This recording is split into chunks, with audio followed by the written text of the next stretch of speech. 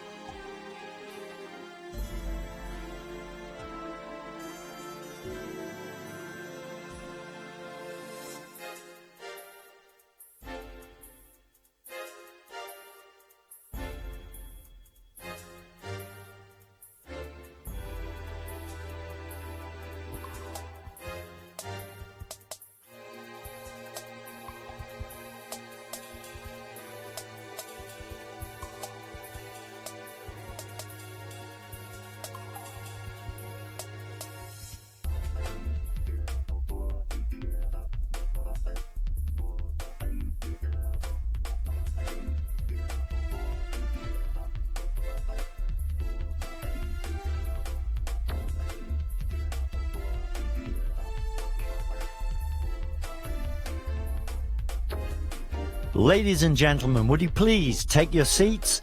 The show is about to begin.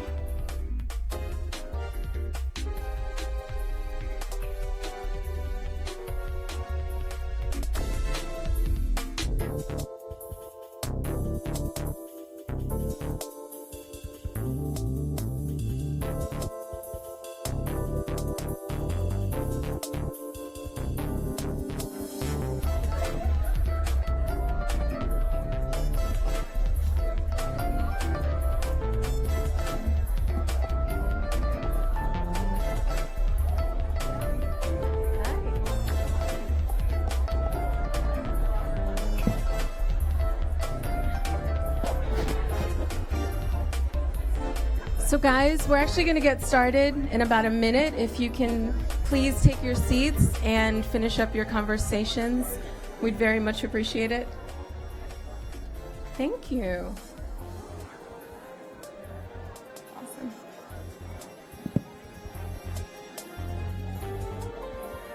I promise there's going to be plenty of time for networking throughout and afterwards.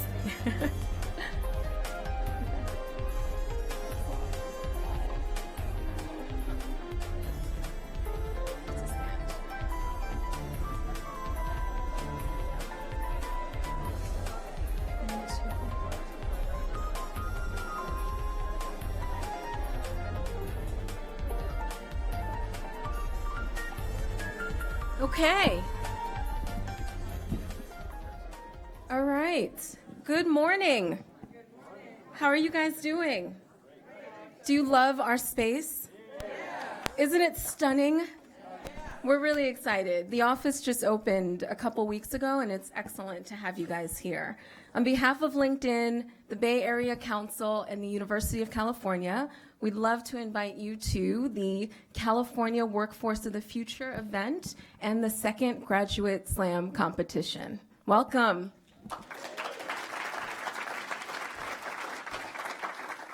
So to kick things off on behalf of LinkedIn, it is my distinct pleasure to introduce our co-founder, Mr. Alan Blue. Alan is the Vice President of Product Management at LinkedIn and currently focuses on strategy, future-facing product development. Alan was a part of the founding team at SocialNet in the late 90s and has worked as a product manager and a designer of PayPal and other companies throughout the Bay. He sits on the board of the Hope Street Group, a nonprofit council that convenes government, philanthropy, industry, and entrepreneurship for purposes of providing economic opportunity for all Americans. And that's one of the themes that you're going to hear about all day. This is what we do at LinkedIn. We create economic opportunity for every individual at every level around the world. So with that, it is my distinct pleasure to introduce our co-founder, Mr. Alan Blue. Thank you.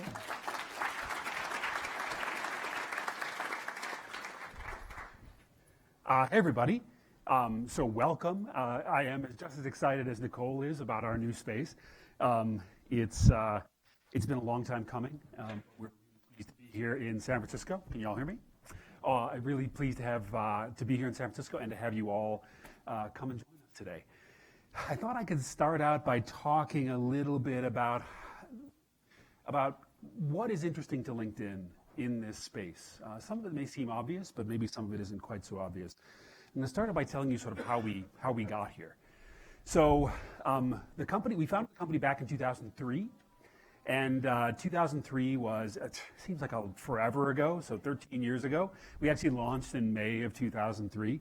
So we are coming up on May 5th, as a matter of fact. So we're coming up on our Cinco de Mayo celebration, which is when we celebrate the birthday of LinkedIn. The original idea of LinkedIn was based on our own experience as entrepreneurs. So basically, we had done several companies ahead of time. So I had this dating site, which you mentioned, socialnet.com.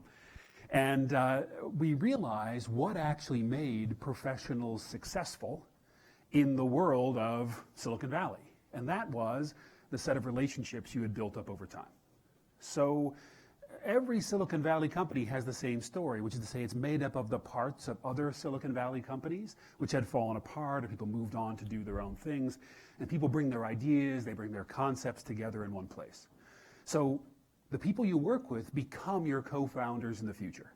And we're like, oh, awesome. I bet we could build a system so that everybody in the world would have access to a network like we have access to one here in Silicon Valley. We wanted to create a system which would allow anybody that ability to achieve their own professional goals by taking advantage of the great professional relationships they have over time. And that's still the fundamental concept behind LinkedIn. So we started out, we launched in May, we grew very slowly at the beginning, and then recruiters began to discover us and discover that we were actually a worthwhile thing for them to do. We had about 2 million people in the network at that point, and at that point the network was primarily composed of people. It was just like professionals who would come in. And we asked them to put on their profiles, everyone's familiar, I hope everyone here has a LinkedIn profile. If you don't, the exit is downstairs and on the second sheet. You put on your profile where you worked and where you went to school. And it turns out that originally those were just pieces of data. But over time, they became something else for us. They became components of our network. So originally it was only made up of people, but then we realized that schools and companies were kind of finding their way into the network. And the same was true, as it turns out, about skill, because we eventually learned how to extract skills from the profile. So we looked at millions and millions of profiles. We were able to extract a list of all the skills that professionals actually have. We extracted about 50,000 of them from people's profiles, just did it algorithmically out of it. But it turns out because those were on profiles, those were also part of our network. And we realized that we actually had a pretty useful data source, that you might be able to do really interesting things with it. So everyone remembers 2008 when we had the big crash and there was chaos on Wall Street. And we got to watch that chaos from afar. And we got to watch it through the lens of LinkedIn's data. So we were able to see where everybody who used to work at Lehman Brothers went to afterwards. And we actually drew a map of it. So you can actually still find that map on the web. It has all these arrows pointing to banks and other investment bankers and so forth, sort of watching that diaspora flow away from that company. And it was at that point, this is 2009, that we were like, we might actually have something here which is more useful than just describing the remnants of a disaster. We might have something which is useful for building better education policy. We might have something which is helpful for helping an individual make decisions about where they would go to school. And it was right about that time we began talking internally about what we now call our network, which is the economic graph. Okay, so in 2011 we released a product which is, if you haven't tried it, you should, and it's called the outcomes-based college rankings. And some people are nodding, they've seen it before. So the outcomes-based college rankings basically says, if you're interested in accounting, we looked at all the data we've actually got, and we can tell you what the best schools in America are for accounting. Not based on anything we know about the school, because we don't really care. What we know about is where that education led people. Did it make them competitive for jobs down the line? And that's actually a pretty interesting perspective, because basically the way we did it is we said, well, all the people who got jobs as accountants, let's look at the ones who got the most competitive jobs, the one that had the most applicants, because we know a lot about jobs too. The most applicants, the most, basically the people who were going to the most prestigious firms. What schools did they come from? And we were able basically to look at all that data and say, actually we can tell you a lot about what the best schools are for training something like accounting. So that was in 2011, 2012. Since 2012, we've grown quite a bit. We're now roughly 450 million. I'm not sure we have an official number, which I'm not using here, so I apologize. But we have roughly 450 million people in the network. So we have lots of data that we can actually rely on.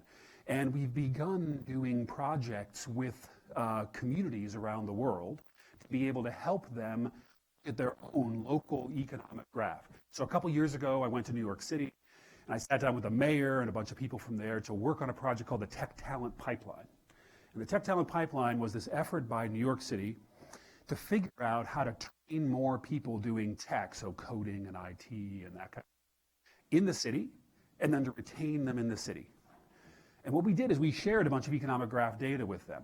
And they were able to parse through that data, and they were able to establish 10 new programs, which were about different sort of focus areas of tech to allow the government to set up new mechanisms for encouraging companies to open up in New York in those areas, and most important, to feed back the city university, to feed back the secondary education system with what needs to be taught in those areas.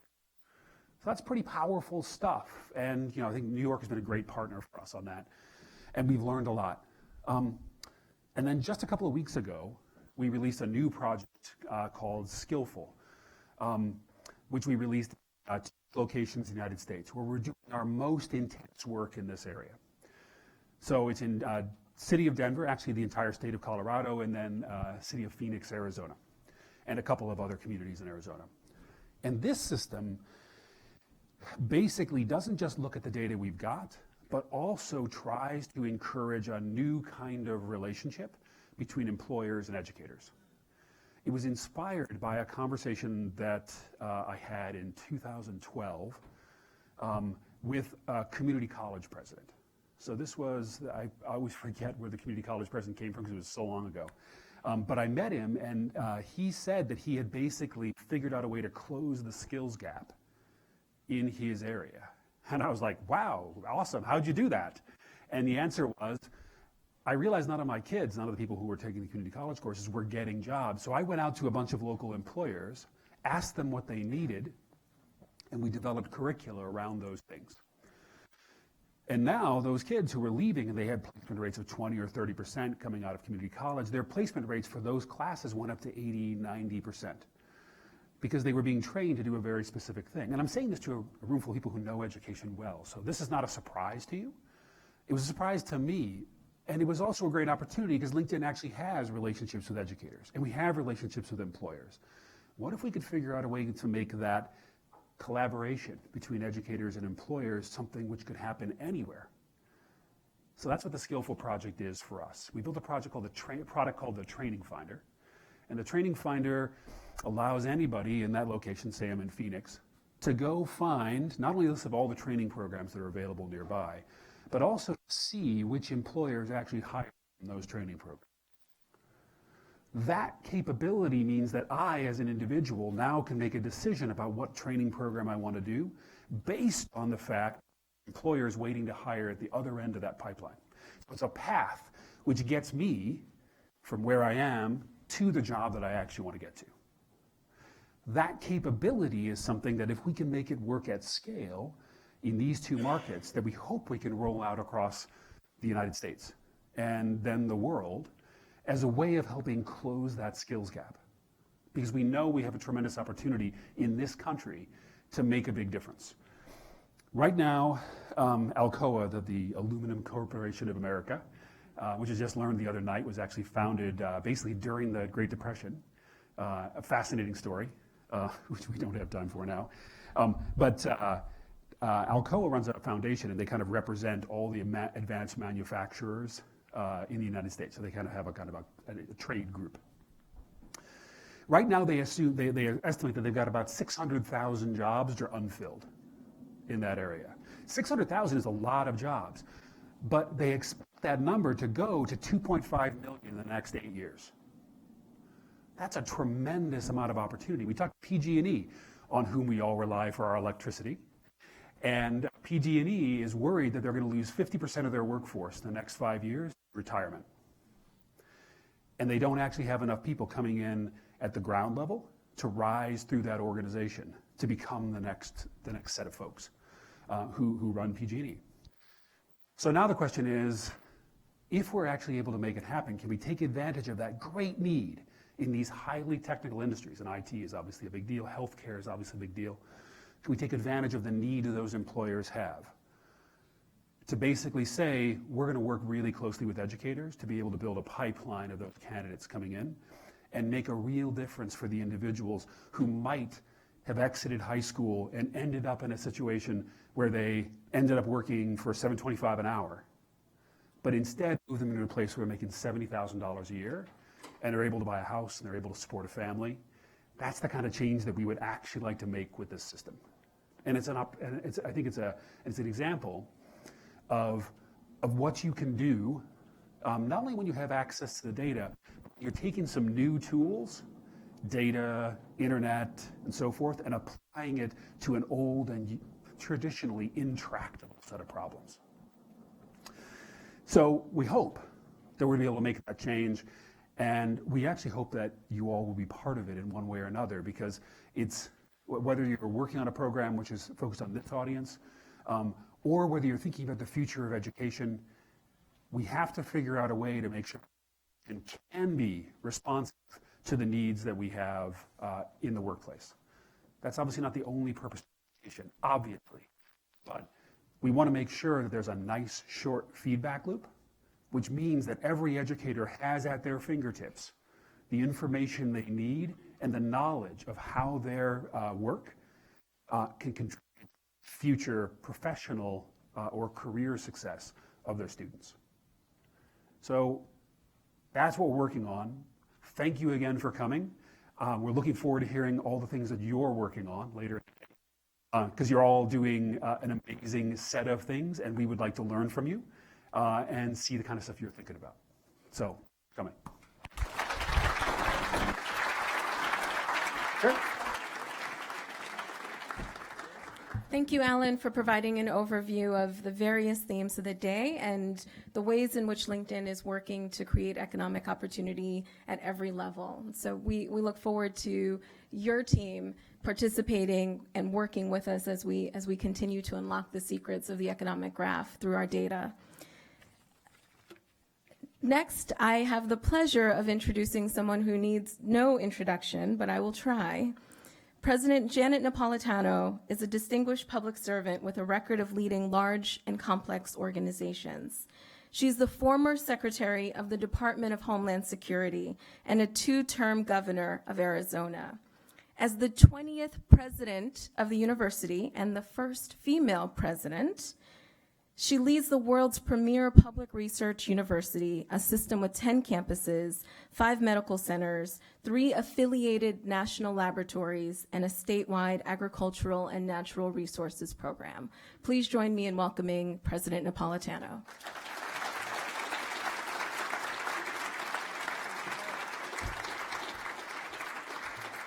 All right, thanks, Nicole, and thank you, Alan, for introducing us to LinkedIn. I'm thrilled to be here for the Workforce of the Future Summit and the University of California System-Wide Grad Slam. So I think we're going to have a really interesting morning and a fun morning and an inspiring morning. I'd like to thank both LinkedIn and the Bay Area Council for their partnership and hard work to ensure that the two events are a success. When I walked up the stairs this morning, I noticed a mural on the lobby wall, and the text reads in part that the moonshot is your purpose and purpose is a powerful thing. So when it comes to developing the workforce of the future, the University of California shares this sentiment with LinkedIn and the Bay Area Council and others. All of the competitors who you will see present during Grad Slam today are in pursuit of their own individual moonshots.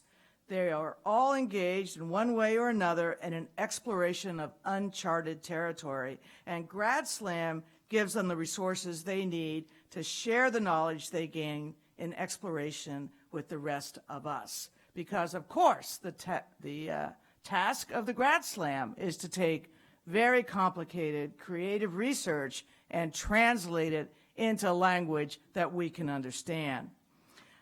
We are focused as the University of California on driving moonshots for the state of California and beyond.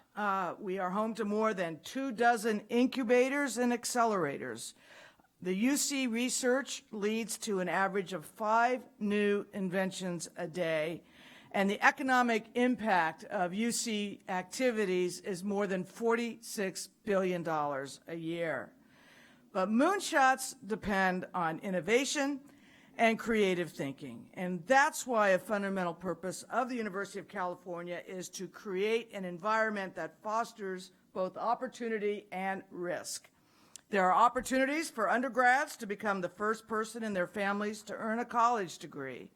There are intellectual risks for graduate students, like those we will hear from today, to take as they explore their own original thinking and develop new fields of study. And there are the opportunities and risks that exist when researchers pursue innovative solutions to various challenges and when they pursue potential commercial applications for those solutions.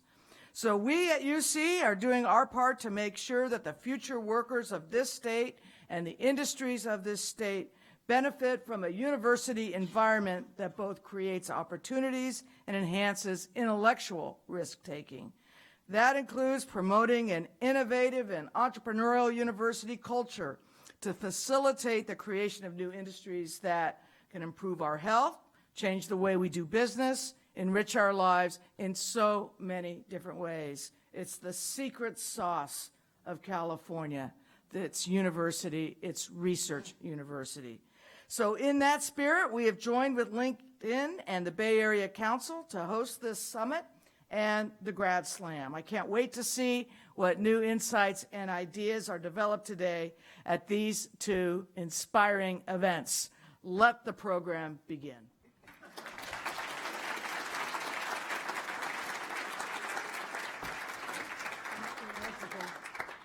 Thank you, President Napolitano.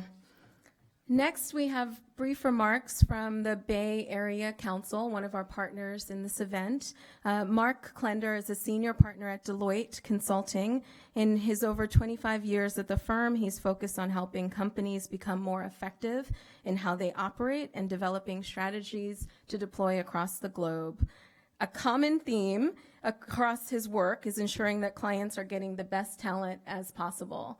On behalf of the Bay Area Council, I'd like to introduce Mark for brief remarks.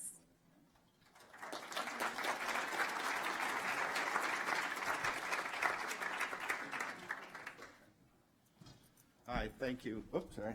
Thank you, Nicole. I'm happy to be here representing the Bay Area Council and Deloitte. Let me speak to three things quickly. More on the mission of the Bay Area Council, and then the Bay Area Council's Workforce of the Future initiative, and then let me connect the dots with today. The mission of the Bay Area Council, it's one of the nation's premier CEO-led public policy and advocacy organizations. The council serves a 9-county region spanning from the wine country down to Silicon Valley. It advocates for a strong economy and workforce, vital business environment, a very positive, nurturing business environment, and a better quality of life for those of us that live here today. For over 70 years, the Bay Area Council has been advocating for policies that build the Bay Area into the world-renowned and recognized region that it is today. Today, hundreds of the largest companies in the Bay Area, including LinkedIn, Deloitte, and the University of California, offer their chief executives and senior members of their firms to the Bay Area Council. Let me speak about the Bay Area Council's Workforce of the Future initiative, and I'm very proud of this because Deloitte's been participating and supporting it. It's not news today that companies are having trouble finding talent. This is about a mismatch of the needs of businesses and the talent that is available in the workforce. And it's a mismatch of trying to connect the two of those. It's about competencies, it's about skills, and the technical know-how.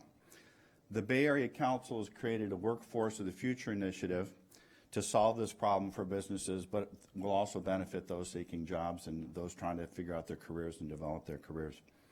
At the forefront of the initiative are the co-chairs, Teresa Briggs, who is the Vice Chair and Regional Managing Partner for Deloitte, and Glenn Shannon, who's a Vice Chairman for Shorenstein, the real estate company. At the staff level, Linda Bedrosian, a Senior Vice President, and Genevieve Hararia as a Policy Manager, helping drive this, and again, Deloitte is supporting this effort. I want to speak to two programs that have been developed as part of this Workforce of the Future initiative. First is a regional convener role, and we are listening to businesses and cataloging their needs around jobs and skills. We are also bringing together the supply side, the leaders from the supply side, that's educators and community-based organizations, to try to help them figure out how to more effectively and efficiently develop their programs, as Alan and the President spoke earlier. Second role is a data aggregator role, and I want to stress transparency here. This is about a web-based platform to bring transparency around employers' needs and working with various providers and data sources on this to get with educators so that they can more effectively tailor their programs to the actual needs of employers. And I stress a regional basis, and I stress an ecosystem basis across the Bay Area. The platform, secondly, will facilitate transparency between the demand and supply so that companies can understand where this talent exists in the marketplace and at education institutions, and to better connect with those skills and those people looking for jobs. Today's activities. How appropriate today that LinkedIn is forming a platform to bring the work of the Bay Area Council and this Grand Slam together, indeed informing the very future of the work and the issues that the Bay Area will be facing. And how perfect could it be that we're dealing with issues today, some of the most important issues, that the students have found game-changing ways and this is what I'm told, to address such things as cleaning our oceans, optimizing photosynthesis to feed the world, colorizing climate change to help us understand and react to these effectively, and power our world sustainably through Earth-abundant electronics. We'll also hear insights addressing chronic illnesses, the impact of alcohol intoxication, and I'm sure none of the students today that have been participating are involved in this particular issue, and then even what's happening with the stars. So I look forward to the program. Thank you. Yeah.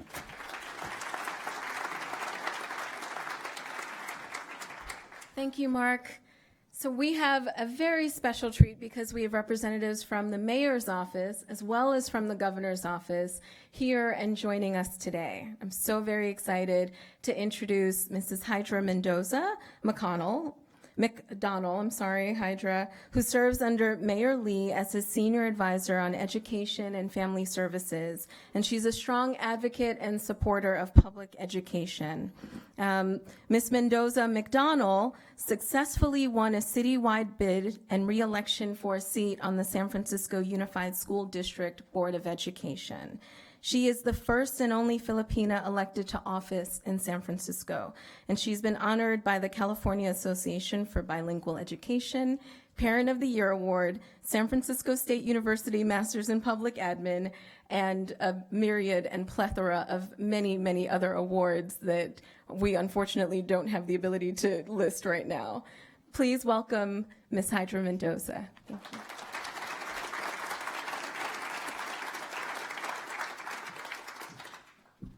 That was very generous. Thank you, Nicole. Good morning, everyone, and welcome to San Francisco. We're so delighted that you're here on behalf of the mayor and our Board of Education. This is a really wonderful day for us. I have to say I was a little, I woke up a little melancholy because, you know, I'm still mourning the loss of Prince. And I'm also, still a little upset about the Warrior-Houston game, but I'm feeling better now. This is a much better place for me to be in front of our incredible future, and so I'm so delighted to be here. As a Berkeley student and having two kids that are at UC Santa Cruz, my son actually follows his sister next year. The UC Grad Slam is so incredibly important, and I'm so delighted to be part of this. Back in the day, my fondness for Prince will tell you how far back in the day I go. Having a graduate degree was an option, and now it's a requirement. And when we listen to the young people and the ideas that they have, it really is incredible where they are and what they're thinking. I have a wonderful privilege of sitting in two very unique positions, which is in the mayor's office as well as on the Board of Education. And so this allows me to think about what the school district needs and then leveraging the city's services and resources so that we're actually combining our efforts to make life a lot easier and better for our young people. And through this unique position, it's enabled us to do some really amazing things.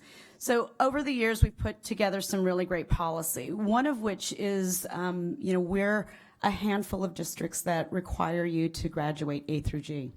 So we were graduating kids, with lots of credits, but they never had enough to be A through G, and so they didn't have the option of going to a UC or a Cal State. We make it mandatory for you to have your A through G. And thank you.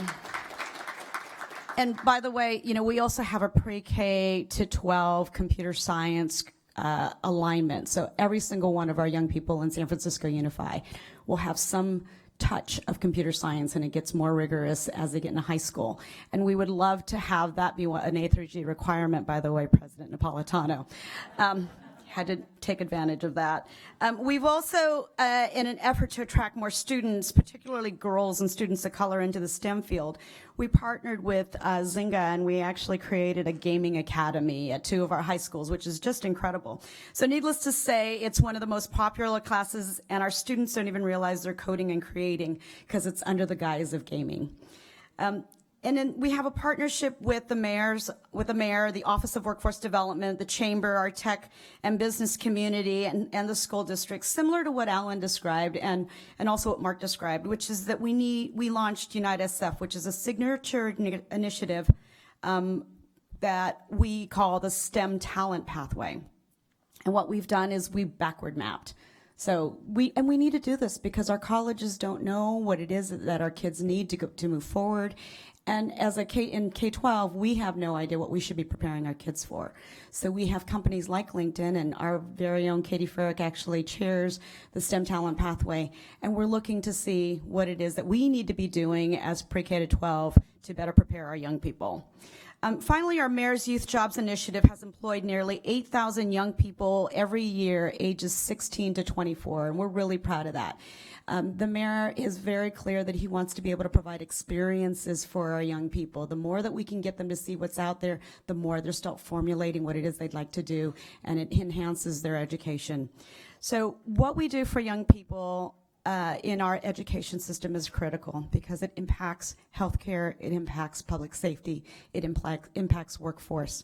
And I just couldn't be more proud of being part of this. This is just a snapshot of the work we're doing together to better prepare our young people for college and career. And what we're doing today, what you're doing today, young people, is an inspiration for all of us as our future leaders.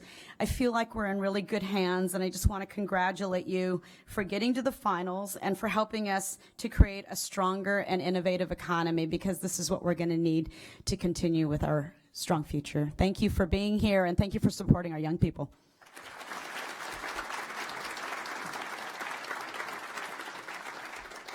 Thank you, Hydra, for outlining the mayor's priorities and the ways in which you are working on this every single day. It is a pleasure and an honor to be working with the mayor's team on this. Finally, from the governor's office, we have Lewis Stewart, who serves as the Deputy Director of Innovation and Entrepreneurship in the Office of Business and Economic Development, GoBiz, for those of you who don't know. In this office, he oversees the coordination and promotion of innovative programs, activities, and emerging technologies throughout the state of California. He also manages a robust statewide innovation-based economic development support network of regional innovation clusters called the California Innovation Hubs. Please join me in welcoming Mr. Lewis Stewart of GoBiz. Thank you.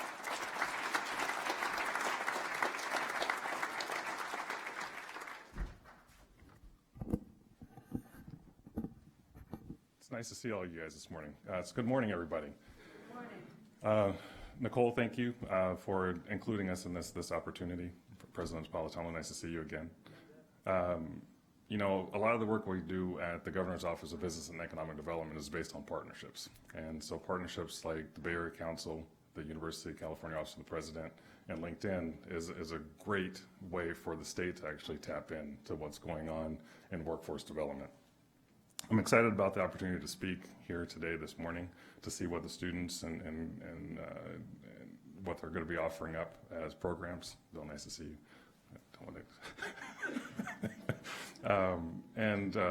Because it's always an exciting opportunity to be able to travel the state through the program that I oversee with the Innovation Hubs and see what's coming next. You know, one of the guiding questions that we operate from in my particular unit within GoBiz is how can the state play a better supporting role in the innovative next generation of workforce development programs? We understand that the workforce development world is rapidly changing, and through partnerships with Hydra and Michael Carr, we're working to develop an internship to hire program with Ellie Mae here in San Francisco, hopefully spread it around the Bay. You know, online learning, digital skills validation mechanism, and accelerated training programs are transforming the way workforce development works today. At the state level, we've identified a few ways in which we can help this conversation move forward. 3 particular partnerships I'd like to kind of point out right now. Through GoBiz and the iHub program, we've actually signed a partnership with a group called Link Learning Alliance to help facilitate more internship opportunities for high school and college students to facilitate digital badging. This linked learning approach emphasizes both college and career readiness. GoBiz is also working with partners on a statewide scalable innovation challenge related to cybersecurity. This challenge will allow high school students to participate in competitions and will culminate in a statewide cyber challenge, or cyber champion, which we've actually partnered with Colorado and possibly Arizona to have our winner participate in their competitions as well. So it's growing a lot of momentum. The fundamental goal of these competitions is to expose students in mostly underserved, underrepresented communities in the state to an education and career pathway in technology. With the Link Learning Partnership, it emphasizes opportunities. This Scalable Innovation Challenge will support will be supported through primarily after-school activities. In addition to a proactive approach to youth and education skill development, we're also supporting innovative workforce development efforts for more senior workers. We're supporting entrepreneurial skills development programs for displaced workers, including those in advanced technology industries. These programs are motivated by the understanding that the workforce of the future must be committed to a lifetime of learning and skills development. With these three efforts, we're proving that the state can play a key supporting role in the next generation of workforce development education programs. Collectively, these efforts are designed to help diversify the workforce. We know that one surefire way to expand access to innovation in the economy is to bolster education and workforce development, inclusive of both traditional and next generation skill development programs. So we are thankful to the pioneering diversity initiatives of the UC system and Link Learning, and we look forward to being a supportive partner in this effort. Thank you.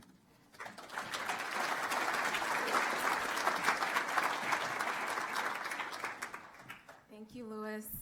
Wow, I'm so excited. Are you guys excited? Come on, this is like Grad Slam. What are we talking about here? We're going to get some TED Talk style research presentations shortly.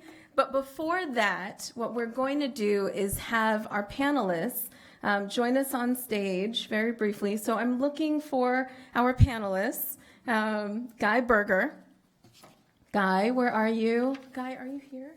Perfect. Guy, come on up. Sarah. Perfect. Come on up. Patrick Kellerman. Will Smiley. Awesome. Paul Wright. I saw Paul. Awesome. Thank you. And our latest addition, Annie Tatinen from the Bay Area Video Coalition. Come on, Annie. Awesome. All right. Now I'm going to work so that I'm not blocking everyone, so you can kind of see us, and hopefully I don't fall off the stage. You have blanks. That would not be pretty. All right.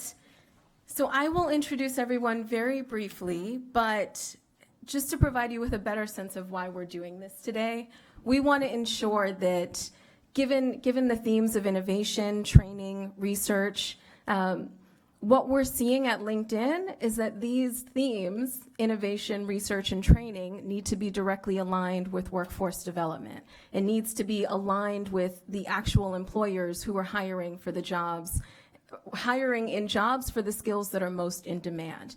And who's actually training for those institutions, training for those skills, but these institutions represented here. So with that, I'm going to turn it over to our panel and briefly introduce them, but also provide a quick question that I would love for each of them to just address in their overview. So what we're hearing in the US, for instance, there are over 5.4 million jobs that are open right now that are waiting to be filled by individuals who have the right skills. What we're doing every day at LinkedIn is working to identify what are those skills in demand so that they can fill those 5.4 million jobs. We're partnering with the White House. We're partnering with many of the organizations in this room. We're partnering with local governments and cities around the world to ensure that they know what those skills are. So, to my panelists, first, Guy Berger, who's an economist at LinkedIn. What are the problems that you're seeing? What are the challenges in workforce development? Is there really a skills gap? And why are public-private partnerships like this one absolutely critical for filling those skills gap? And then I'm just actually going to go down the line. So Guy, Annie, Sarah, Patrick, Will, and Paul. Thank you. So very nice to meet everyone. I'm Guy Berger. I'm LinkedIn's economist, so far the only one. And I'm actually also a UC grad. I went to UC San Diego a very, very long time ago. So it's good to be giving back finally. And then I won't tell you where I went to graduate school because it's on the wrong coast. But Nicole's question is a very good one. The way I see it, this there's a very broad ongoing issue which has become less severe but still exists in the labor market, which is we're still recovering from the Great Recession. And so skill gaps matter. I don't want to overplay them as being the only problem, because a lot of it just the economy needs more time to heal from the scars that acquired in 2008, 2009. There's still people that aren't even looking for work yet that I think will gradually get lured back as the labor market continues to improve. And we need to give it more time from that respect. But skill gaps do matter. They vary from city to city, and we tend to think of it primarily in terms of tech skills because that's the most exciting thing to think about, but they vary from place to place. Some places may lack healthcare talent, other places may lack trained, skilled manufacturing folks, and it's going to vary, and I think a lot of these answers are going to be very regional, idiosyncratic, both within the U.S. and internationally, and I think that I'm really excited to put to give a plug to my own team's efforts to discover through our data where these skill gaps exist and what we can do to mitigate them. Hi, my name is Annie Tatton, and I represent the Bay Area Video Coalition. We are a 40-year nonprofit located in the Mission in Potrero. So we've been training people for that long. Started with training people how to use the video cameras that came out in 1975 or 1976, so happy birthday to us. But more recently, in the past 4 years, we have been the sector operator for Mayor Lee's Tech SF initiative in partnership with the wonderful people at the Office of Economic and Workforce Development. We have placed over 1,200 local residents, job seekers in jobs and internships since we've launched the program in 2012. So we're very, very happy about that. I see, building on what Guy was saying, I think, I meet a lot of our clients who have no problem mastering technical skills. I mean, they come, their aptitudes, they're hungry, they build on what they know. There's wisdom there with some of our more advanced workers. The kids that come through BAVAC are, so motivated to learn the latest, coding languages or fundamentals of game design. I think our issue is often a confidence issue. It's cultural. We focus a lot of our curriculum on job readiness skills, how to tell your story, how to leverage LinkedIn. We make a requirement for all of our clients to come and leave with a LinkedIn profile that has at least 100 contacts, because it really is going to be who you know that is going to help you build and manage your career. Career management is really a theme, because we know gone are the days where you stay at a place for your whole career. Maybe that's what PG&E might be feeling, because they're an organization that has longer duration. So we're trying to build resiliency in our job seekers and restore confidence if it was shaken because they lost a job or just, kind of needed some help getting back on the horse. So we're really excited to be working with the Office of Economic Workforce Development going forward on building an apprenticeship program in tech, as well as serving as a work-based learning coordinator for the San Francisco Unified School District and City College. So we're, this is kind of highlighting the role of the community-based organization and how we can help the workforce efforts of the city. I think I'm mic'd. Oh, you're right. Hi, everyone. My name is Sarah Guthels, and I'm a 3-time grad of UC San Diego. I stayed there for almost a decade, and it was very hard to leave. I still go back every once in a while.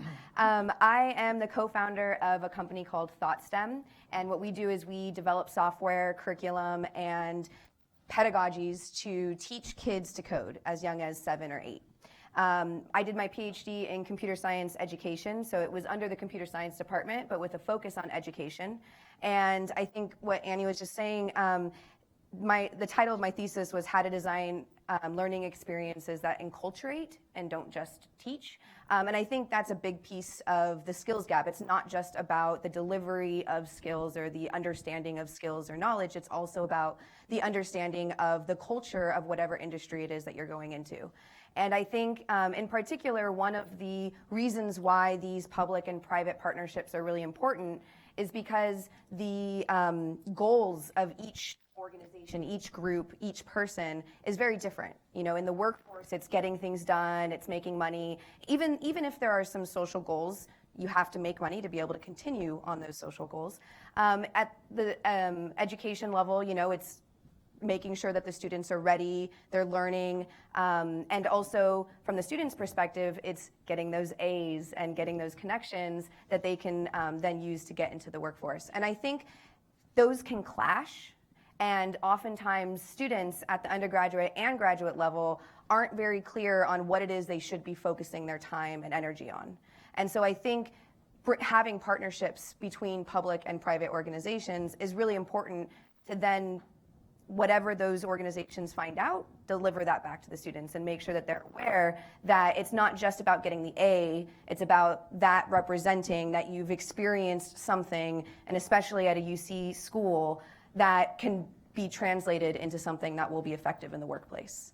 And I think, you know, like you were saying as well, change is happening, and so being aware of what you're gaining through your education is important.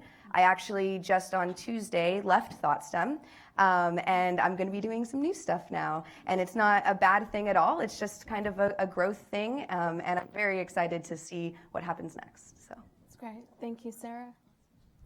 Hi, everyone. I'm Patrick Kellerman. I'm a research manager at the Bay Area Council Economic Institute, which is sort of the think tank arm of the Bay Area Council. I think to address your question, you know, first I'll echo Guy's first point. I think that there are still a lot of scars to heal from the Great Recession. There's a lot of reasons for that. There were potentially more levers that we could have or could still pull to try and bring us back. I mean, we are now steadily adding jobs, but not at the rate that we want to see.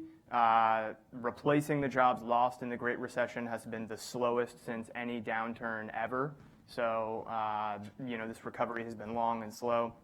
And to address the skills gap part, I think my answer would be because it's really hard.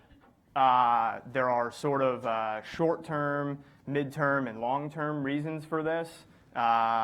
Employers are trying to make money, trying to get things done, trying to find the talent they need. Usually that's in a more shorter term scenario, and this is something the Bay Area Council, with our Workforce of the Future initiative, is trying to solve, trying to connect those dots and help people find the right things. And then on the medium and long term, you know, there are a lot of replacement jobs that we're going to have to start training for, and I think this is something that people are talking about, but has largely been overlooked. The Great Recession kept a lot of the baby boomer generation in the labor force for a significantly longer period of time than anyone thought. And, you know, tech jobs and some of these other jobs are, you know, a little shinier than some of the other ones, but we need to train and replace these folks. They're long overdue for retirement, and so that's going to be, you know, that's going to be a significant driver. That sounded worse than it was. I don't know, Patrick. You know, they need to go. They've earned their time to go and enjoy. And then I think. We'll come back to that. Yeah, we can come back to that. And then I think, finally, we don't know what the next, you know, with all this great stuff UC, and since I'm a CSU grad, CSU is doing, we don't know what the next moonshot's going to be. We don't know what the next tech boom is going to be. We don't know what these skills are. So the K through 12 and the university systems, it's a hard thing to train people for careers that we haven't even thought of are going to exist yet. So there's frequently, you know, skills gaps for those reasons too. We didn't see a lot of this coming, and I don't know that that's anyone's fault. Thank you. Well, can you talk a bit about what you're doing at Genentech and how your public-private partnerships are filling some of these skills gaps? Sure. So my name is Will Smiley. I'm from Genentech. We are celebrating our 40th anniversary this year. We have our roots with UC San Francisco. We're the first biotechnology company based in South San Francisco.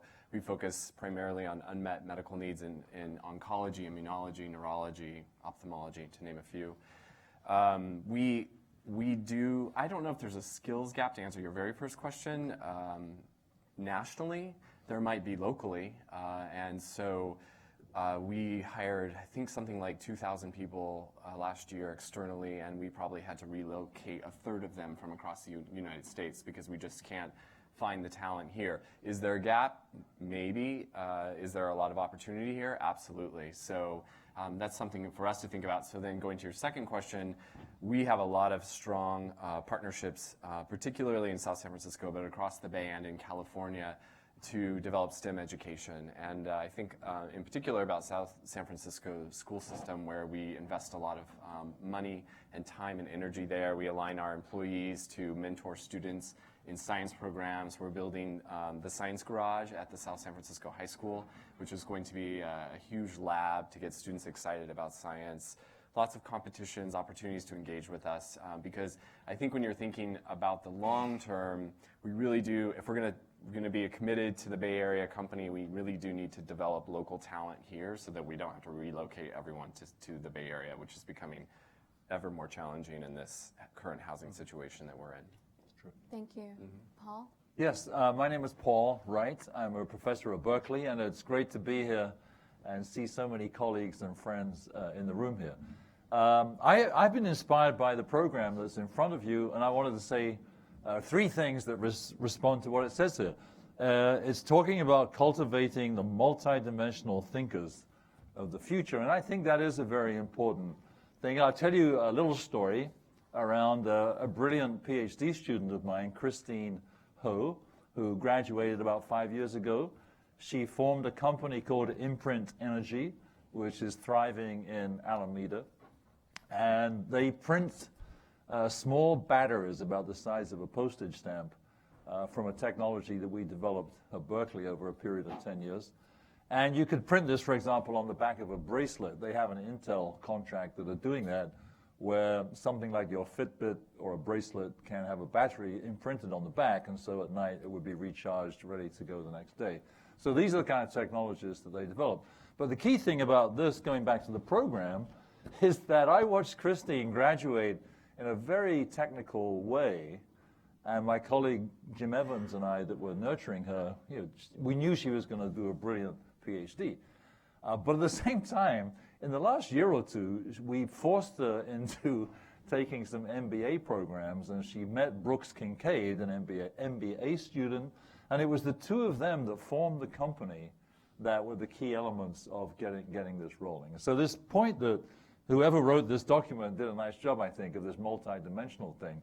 That's been a key thing that we've tried to develop more, especially at Berkeley, but I think it's true at UC San Diego. I think most universities are trying to do this now, which is to mix up their brilliant technical people with business students and with public policy students, law students, because then you get someone trained who not only has a great skill set when they first graduate, but reflecting some of the comments I heard down here, they have some flexibility going forward. Actually, just to be kind of comical, it was funny to watch Christine and Brooks begin to develop.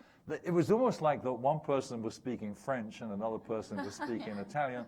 They just didn't have the same language at first, And then they began to see what these different terms meant across the technology and then the business field. Then they really began to get clicking. And then, of course, once they had that, they were able to attract the initial funding that we had in several of the programs around campus. And then recently they got $6 million of Series A funding. But it was always because they had that, they were like a little jazz duo by then. They were very agile. Now that said, coming to my second point, despite that multi-dimensional thing, it's still really important in a big university like Berkeley to address fundamentals. Without that, you don't have a stable future, right? I mean, I came across the Bay Bridge this morning, and we all know from reading our newspapers that the bolts on the Bay Bridge are corroding. Well, that's kind of scandalous, and whoever didn't quite check their American Iron and Steel Institute specifications to put a little more chromium and nickel in the bolts. We're just not really thinking clearly. Actually, my colleague Fiona Doyle, who's a materials scientist, is in the room. She's probably thinking the same thing. And actually, if you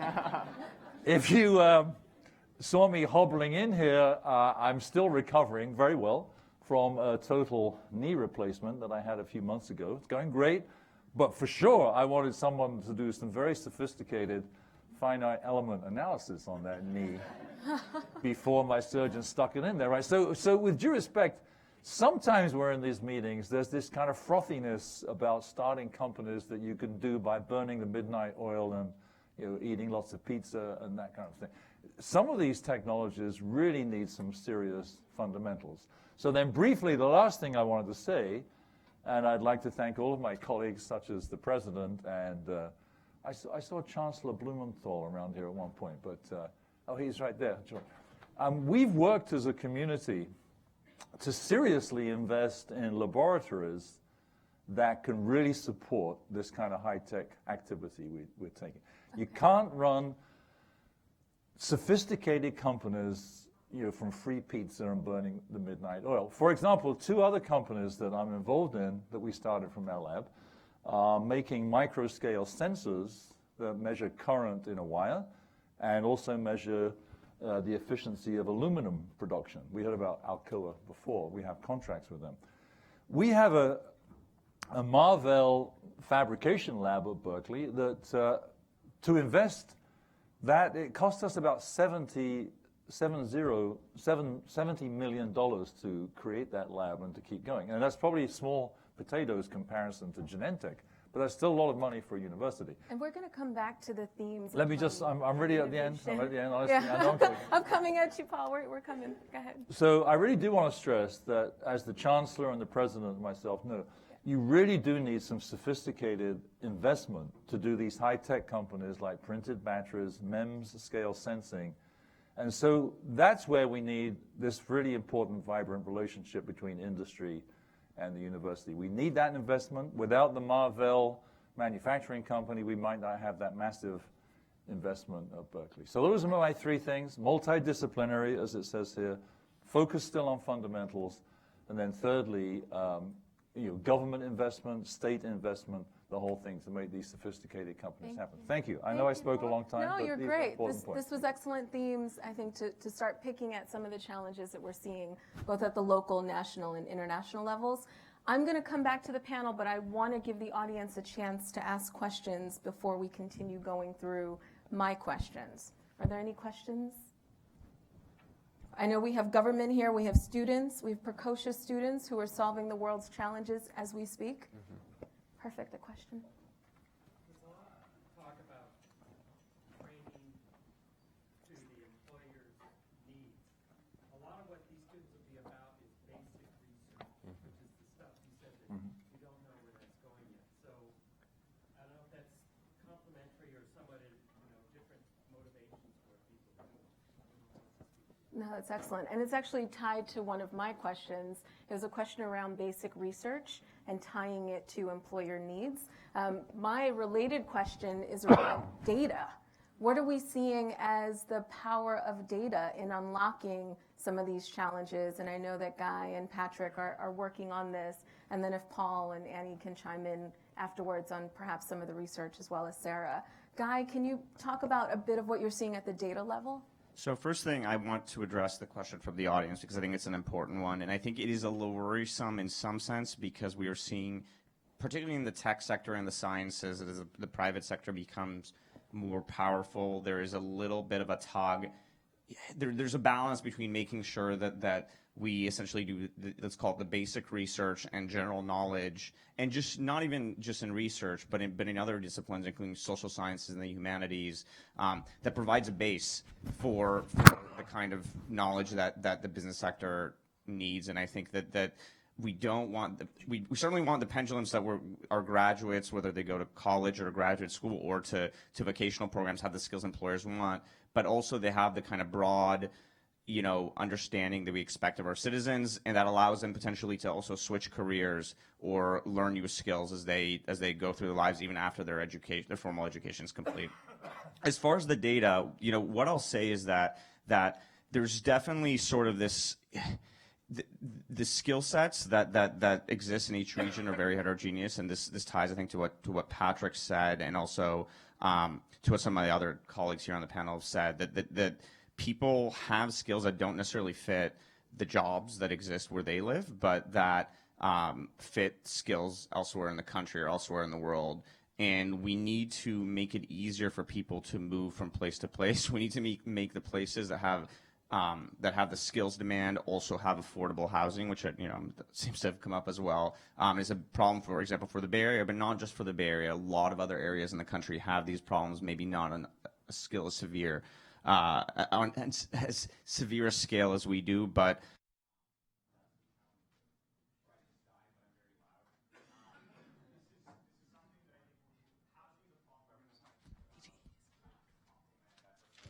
Training and on making migration easier for people. So that's it for me. I think that's a very good point. And I think what's important about the university kind of ecosystem is that students are able to address problems in our world without having to worry about the financials or the business side of things. And I think that's where true creativity can really come out, is that they have this protected space where they can start to explore those areas which might have the potential to being those new industries that we don't even know will exist in the future. And I also think that's kind of what Guy was saying and what I was saying earlier. Understanding what you're learning at the university level, either at undergrad or in graduate school, and how that would apply to lots of future, jobs. So, I never thought that I would be starting companies or doing what I'm doing, and I've realized, doing a lot of kind of retrospective analysis of what I've learned over the last decade, I've realized that everything that I did throughout my entire career at UC San Diego led to me to this point. And at the time, I thought that I should just read the book on how to pass a coding interview, but I realized that my passions and what I was learning and how my teachers were explaining it to me and my group projects, what we were doing in those, has led me to have the skills and the knowledge to be able to do these new, unique things and or go pursue a more traditional career, but still have a unique perspective in that. And I think every student at every university can achieve that. It's just about not thinking about getting that A, not thinking about passing that coding interview, and really thinking about what it is you're learning and how it can be applied to new problems or our existing ones. That's great. Thank you, Sarah. Yeah, I'll chime in there as well. And I'll give a blunt answer like I did the last time. Both? It sort of has to happen. I mean, we need both to happen simultaneously. And I think that, this is sort of laid out in the California Master Plan for Higher Education. We have this three-tiered system. We have the UCs, the CSUs, and the community colleges. It is, fairly distressing that a lot of funding for UC and more basic research is going down. I used to have produced by University of California, the chart of the share of general fund dollars going to UC and the share of general fund dollars going to corrections. And people used to walk over to my desk all the time and be like, whoa, is that true? And be like, I'm pretty sure it's true. But then, these companies that have these wonderful fundamentals and are based on hopefully sound science, we don't want to have any blood tests going awry. Then they need to expand and hire and go to scale, and there's a lot of difficulties in growing, and even more so in this region where housing is impossibly expensive, where transportation is horribly congested, et cetera, et cetera. So, well, you actually recruit and staff. Can you talk a bit about what you're seeing with respect to data and leveraging that for purposes of filling these gaps? Leveraging data, what do you mean in terms of finding talent? Finding talent. How are you finding talent? Well, I mean, we're a huge partner with LinkedIn, of course, and I think that our headhunters, and this is not even paid for promo, but The LinkedIn is one of our top tools for finding talent, uncovering the talent. So how are we using data? We're starting to use, I guess it's kind of cliche at this point, but big data in a way that's helping us think about talent. So we're looking at things like what is the impact of commute times to South San Francisco in relation to attrition from our company, and then thinking about how that influences our ability to find people locally and where we should be looking for people where we know they're going to be able to stay committed and not want to drive their car off the bridge in their daily commute. So I'm not sure if that answers your question. I did want to circle back to what the gentleman asked earlier. I do think that the universities do a good job, obviously, especially the UC system of educating students. We partner very closely. I think we're in the top 10 hiring companies at Berkeley, UCSF, and UC Davis, and UC San Diego, actually. So we have strong ties there. I think what I caution the universities on is that they're a little bit ahead of the time, actually, with regard to thinking about a multidisciplinary approach to education for their students. So you see a lot of students coming to you now saying, "Oh, I have a degree in biomedical research," or it's something, or they'll even be a biotech focus. But our researchers and our scientists in our company are a little bit old school still. So we have some hangers on, as he mentioned earlier, and I'm never going to live that down. And that's not clear to them what that means. So So I'm glad that the UCs are thinking about this sort of broad approach within the sciences to education, because that's the future for sure. We see it, and we know it's going to be important. But in order for a student to speak to a hiring manager, they need to say, like, "Oh, I had an emphasis in biology. I had an emphasis in chemistry."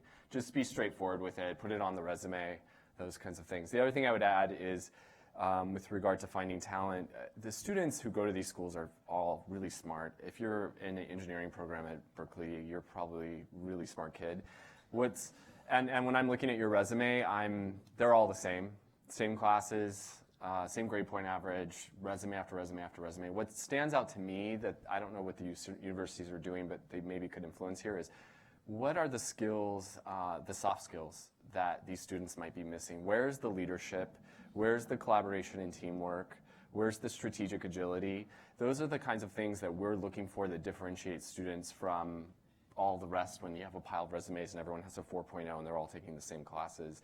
And I do think, and I have stood in front of these students, and it's not just in the UC system, I go to MIT and Harvard, and actually the Harvard kids are a little more socialized, I think. There's a lack of social skills, literally, and so it's like pulling teeth to get, especially depending on the sciences and engineering, depending on the pockets you're going into, where you're like, "Okay, kids, come on, we gotta try a little harder here. What are your interests? What do you do besides play video games?" Like, really try to pull that from them. So this is my plug to the UC system here to make sure that they're developing the whole person, because I think that that's really important for us as a major employer. Thank you, Will. And I'm going to turn it over to Annie in a sec, but definitely want to get what the boot camps and accelerators and the non-traditional training programs are doing on the ground, because we're seeing an increase in the number of these non-traditional training programs, because there are clearly gaps in what's happening at the educational level. So I'd love for Annie to chime in and talk about that. Just one more point around research. I want to give a plug to qualitative research and actually talking to each other. We leverage LinkedIn data all the time to inform our training. Is it relevant? What is the market saying? What is the impact of our training? If someone goes through technical training and soft skills training, what does their new job look like? Are they earning more? But I forgot to mention, I'm a UC Berkeley grad. I did liberal arts, so I didn't come from a hard science background, but I learned how to talk to people and do research as a history major. So we at BAVAC, along with our partners at the OEWD, we sit down with industry, their HR teams, their public policy individuals, from small to large. We want to include the Pinterests and the Twitters and the Zendesk, because there's major, hiring banks for our city, but we also want to include the small production houses and the nonprofits who have a challenge recruiting for IT. But to address the how do you, and Will's touching on this, right? We also want to talk about diversifying our workforce with more individuals who, for a four-year computer science degree, may not be an option at this time.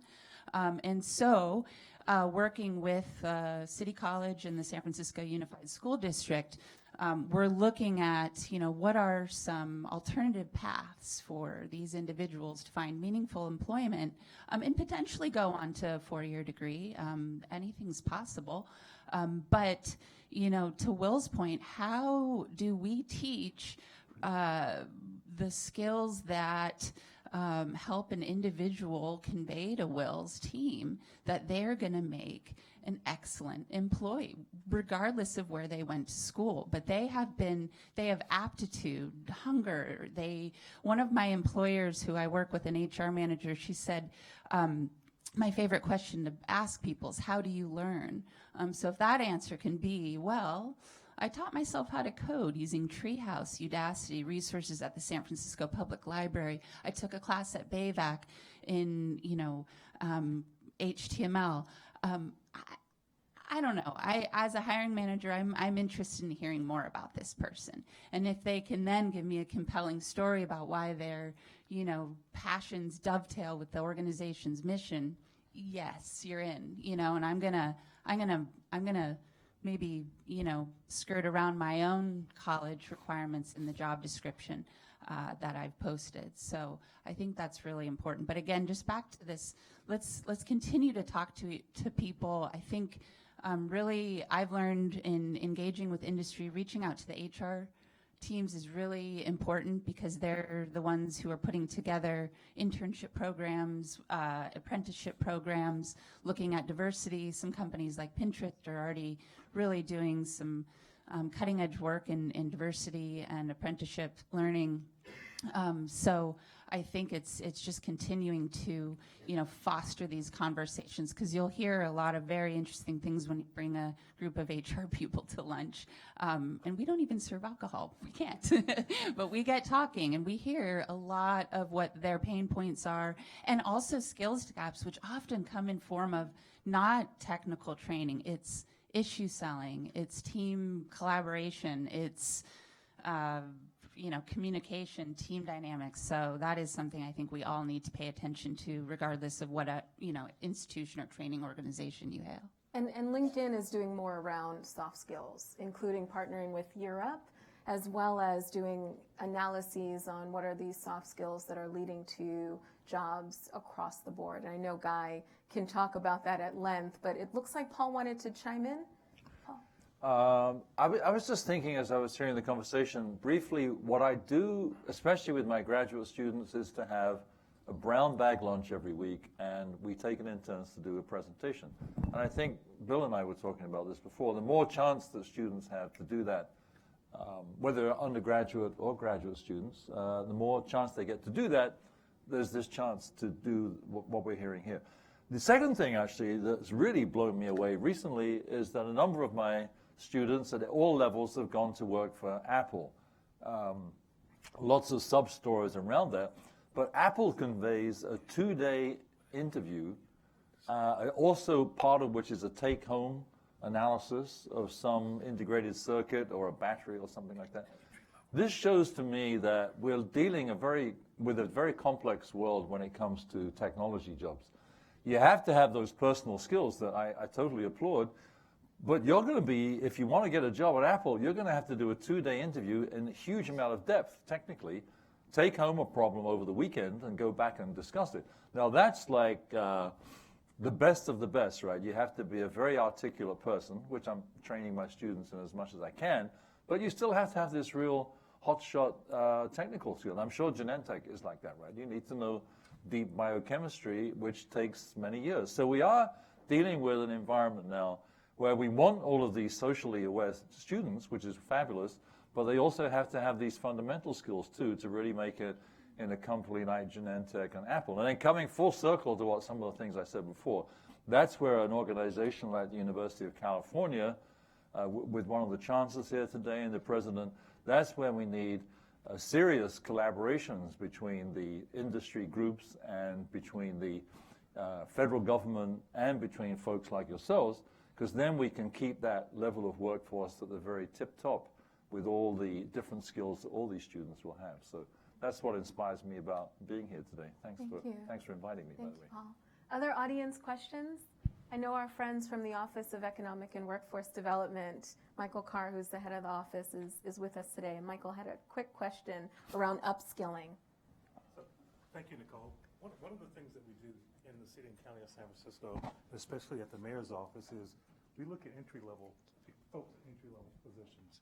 And if you look at, college is not for everybody, but there's a lot of talented people out there that we are trying to introduce on a data and demand-driven basis to the right jobs in industry. And we're looking for kind of a partnership with the city and county. But we have a lot of young people who come out of the school district, who are using LinkedIn, who want to take an alternative career path, but they have the skill sets. So how do you connect that population with the biotech industry? You know, and Ann talked about it from a BayCat standpoint. There are a lot of young people in the city and county that want to come in entry level, but they can be really good talent if you take the time to partner with the city and county and other nonprofits to ladder them up into really important jobs. Not everybody has to have a PhD to contribute, but they do want that opportunity and work with the different tech companies. And when I look at tech, I look at it as occupation.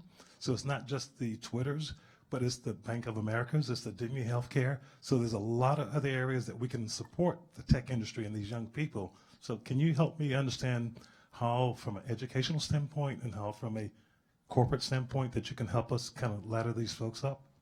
Thank you, Michael. And we're actually going to fold that into all of the closing remarks. So I'd love for the panelists to answer that and to provide a quick overview of what they're hearing and ways in which we can all collectively move forward in a manner that is effectively solving some of these challenges.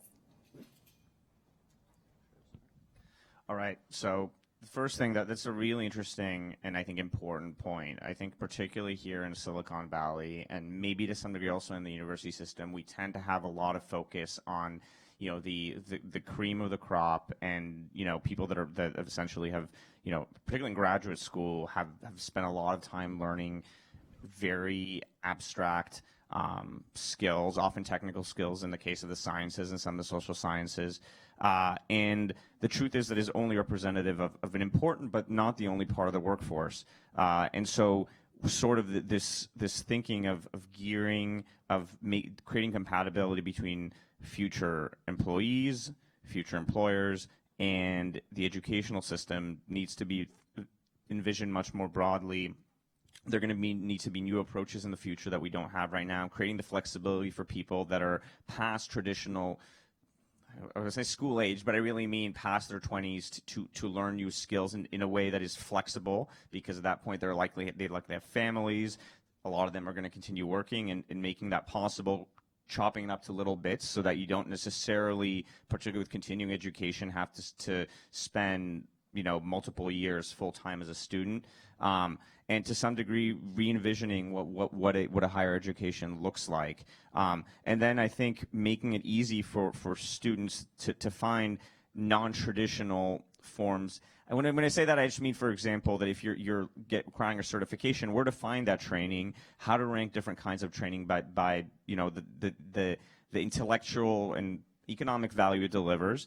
And one of the things that we sort of kicked off both in Denver or in Colorado and in Phoenix, I want to plug an initiative that my teammates on the LinkedIn's Economic Graph team pursued, and that Alan Blue, who was here earlier, headed, was what we call internally LinkedIn Cities, but externally is the Skillful Initiative with the Markle Foundation, in order to make sure that middle skill workers in Colorado and in Phoenix are able to find the training they need. These are people that haven't necessarily gone to college, but get the skills that employers want and are able to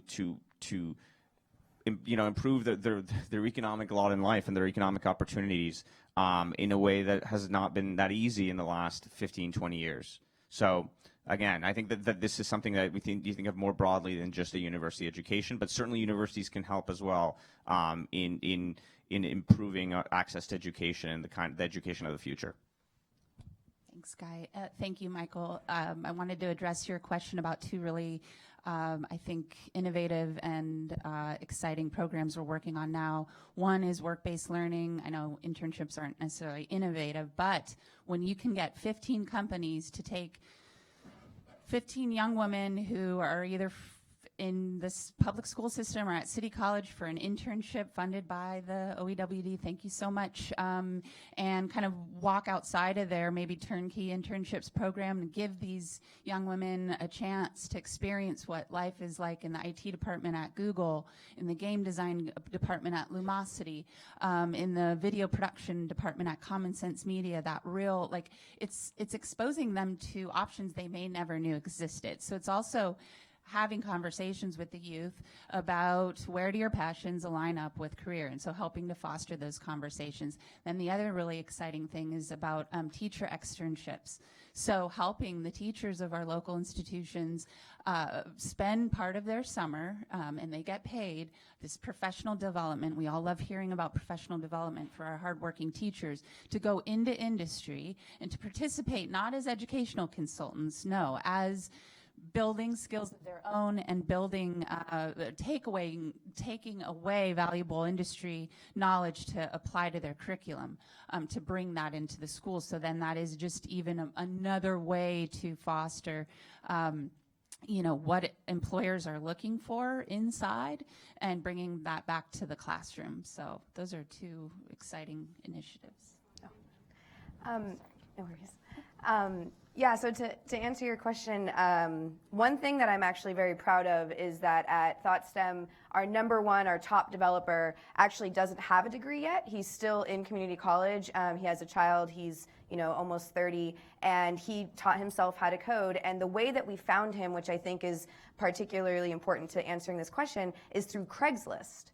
And I think that's because on Craigslist, you can write more about who you are as a person and attach a resume rather than what LinkedIn was when we hired him about 3 years ago, which it was more just a digital resume. Now there are some changes, and I'm not exactly sure when the changes happened, but where you can put the project up and it's very clear, right? Like I was doing this and here are the 3 projects I did and here's the links out to them, that I think really contributes to having a more diverse population coming into the workforce. And so so just that tidbit. And to kind of conclude what I've been hearing, I think that diversity in what students are learning is very important. However, having those fundamentals is critical. And so I think in the education system as a whole, what we should be focusing on is making sure that our students are getting those fundamentals and knowing that that's not the point. The point is having those fundamentals so that you can do something bigger and greater. And those fundamentals you have to be able to do that. But I wrote this paper, Computing is the 4th R, because obviously computing is important to me, because I think it's not the point to be a coder. The point is that coding is something that you should know how to do in any industry. If you want to go work for Apple, maybe a little bit more. If you want to go be an elementary school teacher, then maybe just enough so that you know when students have an interest where to point them to. And so I think making sure that these fundamentals are across the board in the things that we as a society care about, and making sure that students of all ages, whether you're in a university or not, have the opportunity to explore other pieces of who they are outside of those fundamentals is critical. I sort of have a 2-part answer. The first part is to directly address your question. It's something I'm really interested in, and I agree that college is not for everyone. I was actually the first person in my family to go to university, and after going to community college and a CSU, was really lucky to have the career that I have, just because I had a couple of really great teachers in K through 12 and professors in the university. So to everyone out here who's an educator, a huge thank you, first of all. But then to go back, I don't know that college is for everyone, and maybe community, one of the answers you hear is that we'll give them a certificate from community college, but maybe that's not even for some folks either. And I think we get into this issue of where a lot of these replacement jobs might be a good way to fill a lot of this. My father manages a body shop, an auto collision repair shop, and throughout the industry, and especially in California, it is impossible to find, what is actually highly skilled labor. And I'll tell you, as a public policy wonk, at 22 doing body work, you make significantly more than I do. And it's hugely rewarding, and I don't think in any way, I'm proud of my dad, and I would be perfectly proud to do those jobs. So I think there are a lot of great ways that we can start exploring and start thinking about those things. And then for folks sort of in the middle, or even the extremely high-skilled folks who need some of these soft skills that we're working on, career management is becoming more and more important. I had no idea what I was doing. And I went to community college. I had no idea how to get out of community college. I had no idea how to transfer to a CSU. I mean, everyone is doing their best to help folks along, but it's enormously confusing. And then you get out, and like I saw my parents, like you go to the body shop, you work super hard, you move up. Now there's all these things you have to do. You have to learn these new skills. There's like all this like constantly, but there's all these things you have to do to move up this ladder. It's not this simple work hard and you'll have a career. So that's why we have to keep those individuals who were there before us. They can't just retire. Right, that's right, yeah. Wonderful point. I think she got you now. Yeah, I think so. I think she got you. Yeah. Will and Paul? So to answer the gentleman from San Francisco's question, I think for my industry, biotech and pharma, it's a particularly challenging question.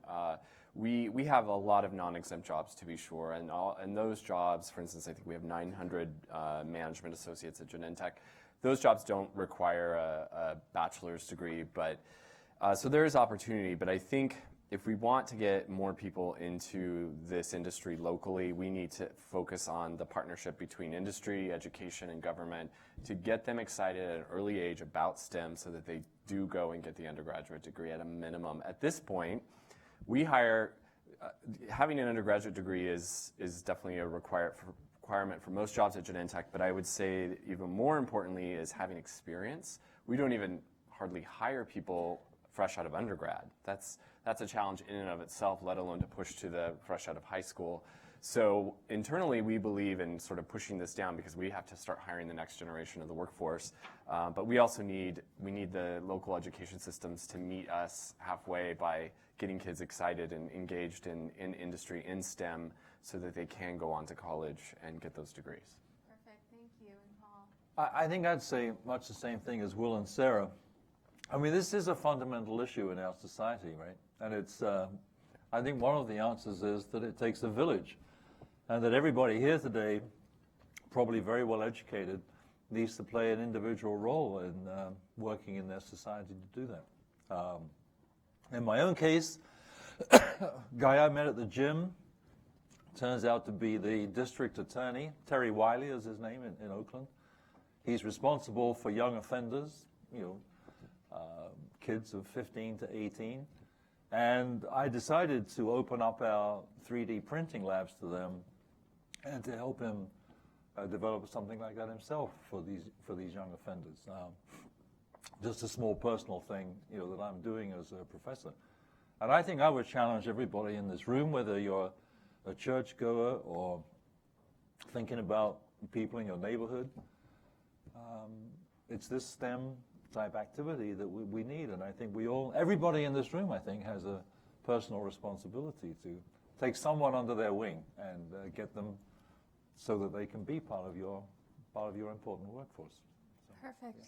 Thank you, Paul, for those excellent closing remarks that sums up exactly why we're here today as we take these students under our wings and help them to advance in their career using all of our respective partnerships and all of our respective relationships. So with that, please join me in thanking our incredible panelists. Thank you. Thank you.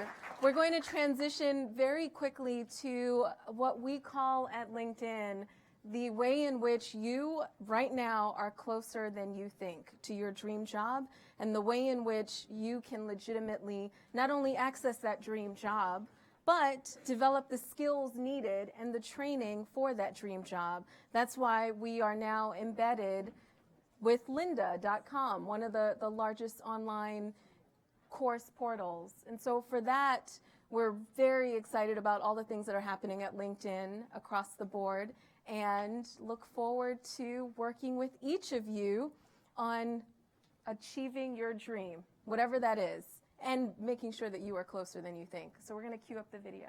Thanks, guys.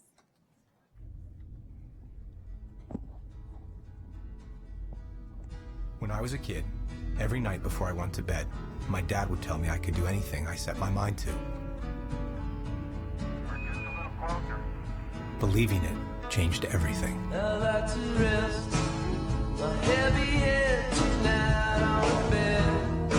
You're closer than you think. Oh boy, that's beautiful.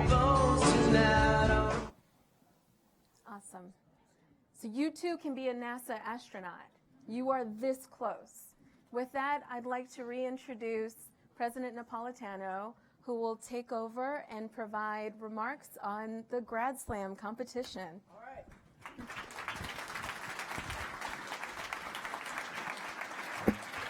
Well, thanks, and I want to thank the panelists again. I thought that was a great panel, so yeah. All right, now we're moving on to the competition, the Grad Slam. I was the MC last year for the first system-wide Grad Slam. It's an honor to return again for the second year. And again, a thank you to our co-hosts, LinkedIn and the Bay Area Council. Making the mysteries of basic research, and we heard from Paul just now about the importance of basic research. Making the mysteries of that understandable and exciting to the world at large is a real priority for us as we educate the next generation of innovators, creators, scientists, researchers. I think Grad Slam is designed to play a role in highlighting the broader multidimensional significance of research at UC.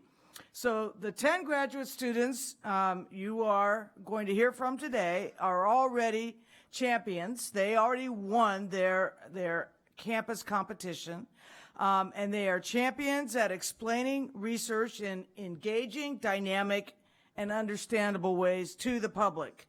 So they've proven that they know how to talk about research to those of us who don't actually conduct research. But we really depend on it and think about it every day we drive across the bridge and the bolts. So we have a distinguished panel of 5 judges. You can read their bios in the program, but right now I'm going to give them each 1 minute to introduce themselves to you. So we're going to start off the Grad Slam with a judge slam. And we will begin now. Are you ready? Okay, we're going to begin with University of California Provost Amy Dorr. 1 minute. 1 minute slamming. I'm delighted to be here. I am the provost of the university. I work in the office of the president. I'm also the executive vice president for academic affairs, which means that I love things like Grad Slam because it's right in research and knowledge growth and contributions back out with the work that they do. I participated last year. I already know how wonderful you will find this, both the people who talk and the view that you get of the very rich work that we do at the university. Thank you. Katie. Hi, everyone. My name is Katie Farrick, and I have the privilege of leading our community relations efforts here at LinkedIn. And formerly, I worked in public service for Congresswoman Jackie Spear, do a number of other public service type roles around the community. And I am, to paraphrase E.B. White, I wake up every morning trying to figure out how to make a difference and or how to have a great time. And luckily in this job, I get to do both. So welcome to LinkedIn, and thank you for being here for this exciting Grad Slam. All right. Thank you. Russ. Good morning, everyone. I'm Russ Gould, UC Regent. It's actually my 12th year as a Regent, so we've seen a lot of changes over the last year. And I'm just thrilled to be here. In my misguided youth, I was Director of Finance for the state of California, and then went out and ran a business. And I got a chance to see how higher education, the University of California, but all levels of higher education blend in to make California just a marvelous place to live. And so I'm so excited to be here and to see the brand new ideas that are going to be shown. So I'm just glad to be part of this. All right, thank you. Mike. Hi, everyone. My name is Mike Liu. I'm an investor at SV Angel here in San Francisco, and we're a seed stage venture firm focused on software investments at the seed stage, a lot of which have come out of research that have been done by people who are going to be presenting today. So it's really my privilege and honor to be here today. I'm really excited to see what we have. All right, thank you. And Frank. Hi, everyone. My name is Frank Somerville, and I anchor the 5, 6, and 10 at Channel 2, and I grew up in the Bay Area. And just a couple of things that you might find interesting. I've witnessed 2 executions at San Quentin. Really something when you drive across the San Rafael Bridge, and there's the prison. And you think, I'm going to watch a guy die tonight. Contrast that with, I flew with the Blue Angels. I had 2 goals. Don't throw up, don't faint. I only achieved one of those goals. So I've been a vegetarian since I was 12, don't like to kill animals. I train in something called Krav Maga, which is an Israeli martial art. And I always like to tell people something about me. Adoption is very important to me. My youngest daughter adopted, and my younger daughter also happens to be black. And so if anybody here afterward has any questions about adoption, or you know someone who is interested in adoption, I will talk your ear off, because I love adoption. Every night I go into my daughter's room, I look at her and I say, she doesn't look like me, I don't look like her, she's my daughter, I'm her dad. That's what adoption's all about. So thank you very much for having me here. All right. We're delighted to have our panel of judges. I thought they did the Judge Slam pretty well. And now we're going to turn to the main event, the grad students themselves, who with 3 minutes are going to explain to us projects that represent years of serious hard work in their fields. It's work, but there's no harm in having fun with it as well. So let's make some noise this morning. And now I'd like to welcome to the stage contestant number 1, Matthew Savoca from UC Davis.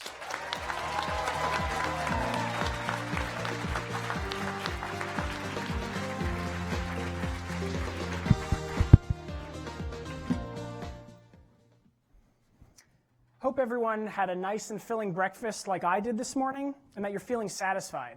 But today, I want to describe to you an alternate scenario. One where you had breakfast, but you're still hungry. So you go back and you have another breakfast, but you're still hungry. You do this again and again. And you're not only hungry now, but you're starving. And this is a situation that's happening in oceans around the world, as animals from seabirds to sea turtles, marine fish, even whales, are washing up on beaches with their stomach full of plastic trash instead of their food. And despite the pervasiveness and severity of this problem, believe it or not, scientists still do not have a firm understanding for why this happens to begin with. But I believe my research has found an answer, and the answer lies in the nose. Over the open ocean, birds like this albatross don't have very many visual cues to help them locate food. But what they do have are different scent or odor cues. Decades of behavioral and physiological research has shown this. And one type of odor that these animals are very responsive to are stinky sulfur-based compounds. To us, these compounds smell like rotten eggs. But to these animals, they smell delicious. It smells like their next meal. Which is why, when I found this initial result, I was so shocked. Those species of birds that use sulfur compounds to find food are nearly 6 times more likely to eat plastic than those species of birds that do not use sulfur compounds to find food. And this is a very robust result. Over 50 years worth of data and 20,000 data points went into it. So I knew I had to investigate it further. And that's exactly what I did. Over the last couple of summers, I actually put plastic trash in the ocean at several marine sites off the state of California. But don't worry, I retrieved that trash after about a month and brought it to the Mondavi Institute of Food and Wine Science at UC Davis, where we did state-of-the-art chemical analysis to see what that plastic actually smells like. And lo and behold, every sample of plastic we tested stunk of these sulfur compounds that animals use to find food. So finally, what I wanted to do was test this idea on an animal that we know eats plastic in the wild. And I got to do that last summer in collaboration with the Aquarium of the Bay, right here in San Francisco. The animal we chose to use were northern anchovy, an economically and ecologically critical species found off the coast of California. And the results were remarkable. As you can see from the top 2 panels of this figure, those fish that were exposed to odors of plastic debris and their food responded in very similar ways, bawling and aggregating around that odor, investigating it. This is indicative of food search behavior, and we did not see it in any of the control trials. And it goes to show that chemical cues associated with plastic likely play a role in why these animals eat it to begin with. And what better day to stand up here before you and tell you about this issue than today, Earth Day, and remind you that we all have a responsibility to this planet to keep it sustainable. And I believe our generation of scientists will help solve this issue once and for all. But to solve this issue, we must first understand why it happens to begin with. And that's what my research has done. Thank you.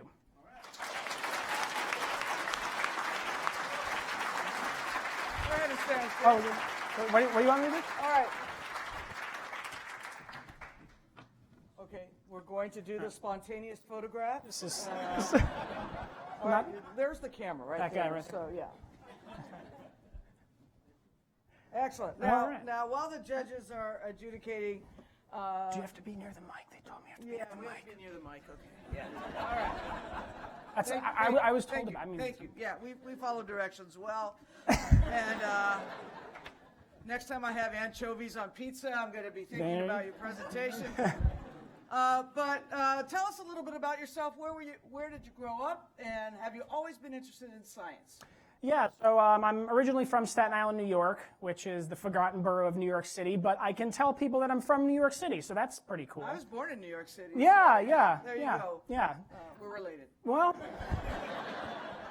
but yeah, I guess I've always been interested in science. I've always been a really curious person. You know, when I was in elementary school, my teachers would sometimes get annoyed with me. Why are you asking so many questions? And I just say, well, why not ask these questions, you know? And science seemed like a natural route for me. So, yeah, I enjoyed it. So you've pursued it all the way through. When you're not doing science, tell us a little bit about yourself. What do you like to do in your spare time? Right. So I'm a pretty normal guy, you know. I like to hang out. Well, I don't know. I mean, I study the way plastic smells. So that's a little weird, but I didn't want to say anything. But and I'm really glad you retrieved those plastic bags that you That's right. in the marine environment. No, yeah, I enjoy things like photography and spending time with my friends, and I dance, I hang out. It's you know, it's a good time. Graduate school is a lot of fun. Yeah. You dance? Oh yeah. Like judges do not pay attention. No, they're busy. They're really busy. Okay. Really busy. All right. And today is Earth Day. That's right. I'm glad you reminded us of that. Where do you see yourself in 5-10 years? I mean, what's your passion? What's your future looking like? Yeah, that's a great question. Obviously, I really enjoy scientific research, especially the question-asking aspect of it. But I think this sort of stuff is something that I'm really passionate about, which is taking that science and translating it to the public. And I think there's that missing link, and the public has this large misunderstanding of what science is and why we should fund it. But it's just so critical for the future of our nation to continue to promote science and understand that the public needs to know what we're doing and why we're doing it. Mm-hmm. And I think that's what's so special about this event. And so I hope that my career can intertwine communication along with research and outreach and things like that. Yeah.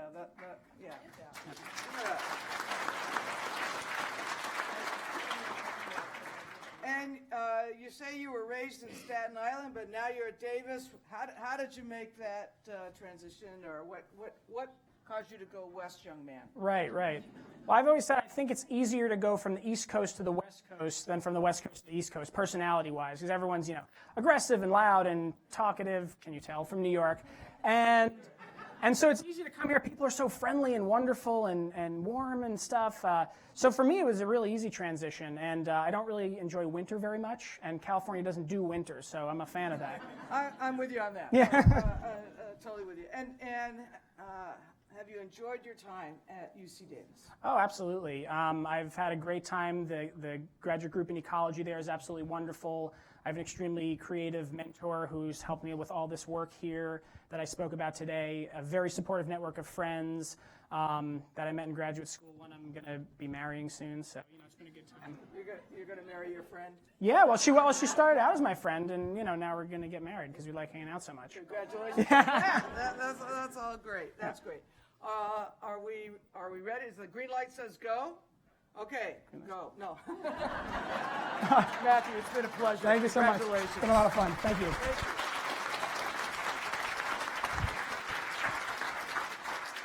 All right, let's welcome to the stage contestant number 2, Arturo Durazo from UC Merced. Arturo.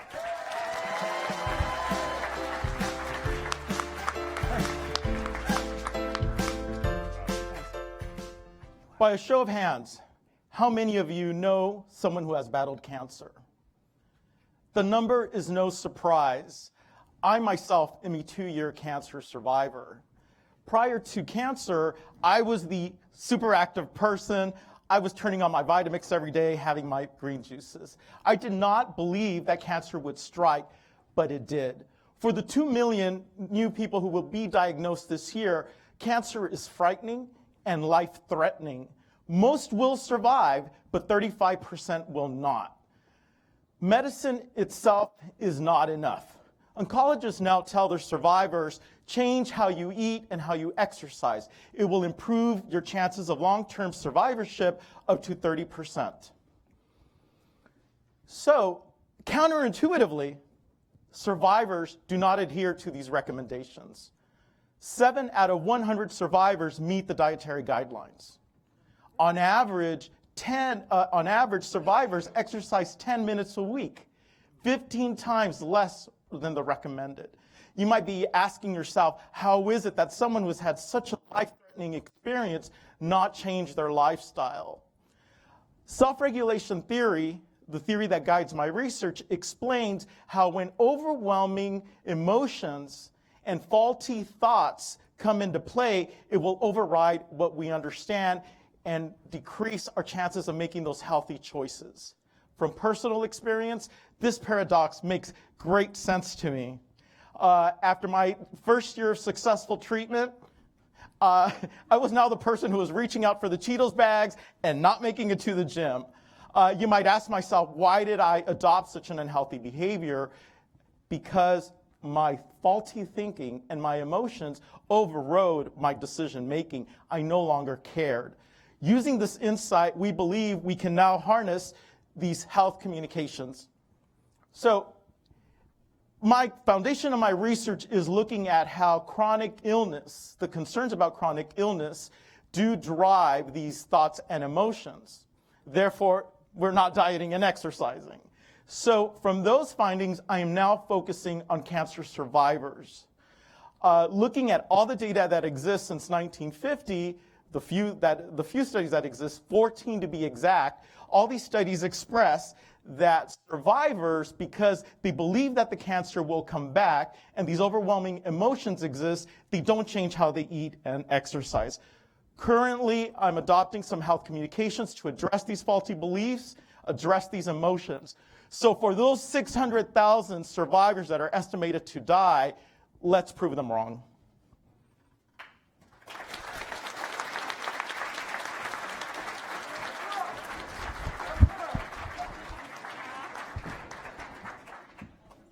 First, the photo. Okay, thank you. That was great. So, need to be near the mic. Tell us about yourself.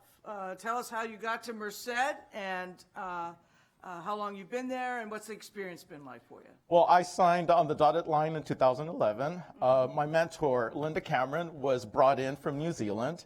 So that was a big deciding factor because I love that University of California, Merced is looking at health disparities. It's looking at other flagship programs on how to make sure that people who are vulnerable populations are not so affected by issues of, you name it, class, race, ethnicity, the whole 9 yards. And so when I saw that UC Merced was committed to this, it was just very easy for me to move up from Los Angeles to Merced. And also getting a PhD was a lifelong dream of mine. Like the panelists had talked earlier, I was one of those inner city kids who was talked to by a professor at UC Irvine, zot, by the way. And that planted a seed, although it took years later. It was one of those things like, this is something I want to do when I grow up. Yeah. And so lo and behold, and then now with being affected with cancer, I couldn't have been at a better place at a better time, because I was around experts around health psychology. Yeah. And that's the other thing is I believe that my field, health psychology, is a really wonderful bridge between medicine and public health. Right, right. Yeah, in fact, it's your presentation, that's a totally new way of thinking about survivorship, and you're right, it is counterintuitive. I'm going to ask you a question I asked Matthew, and that is when you're not in your field of study and working on your dissertation and so forth, what do you like to do with your spare time? No, I actually do dance, by the way. Really? Just, no offense, Matt. So the grads, I actually worked at Arthur Murray. You did? You worked at Arthur Murray? Yes, I did. I am older. Well, so I could give you foxtrot, Roomba, Zumba. The whole deal? The whole deal. All I'll right. give you lessons right now. The sign-up will be after the presentation, as will the Grad Slam dance competition. Right? Yeah, we might be able to do the whole thing. So, do you have a specialty in dance, like Well, the one that I wish I knew how to do is salsa. That one's hard. But I think my specialty is a lot like the cumbia and a lot of that more Mexican-based, kind of in between cumbia and banda and. I love the music actually. That Yeah, goes with yeah. that dancing. I wish I had the strength to throw people up. I don't know if you've seen those videos. I've always salivated. I was like, wow, I wish I could do You've that. salivated about throwing people in the air. Yes. Yeah, we have a very well-rounded group of students in the Grad Slam. So let us, I see the green for go. The judges are done. Thank you for your participation. Thank you. And Thank you, everybody.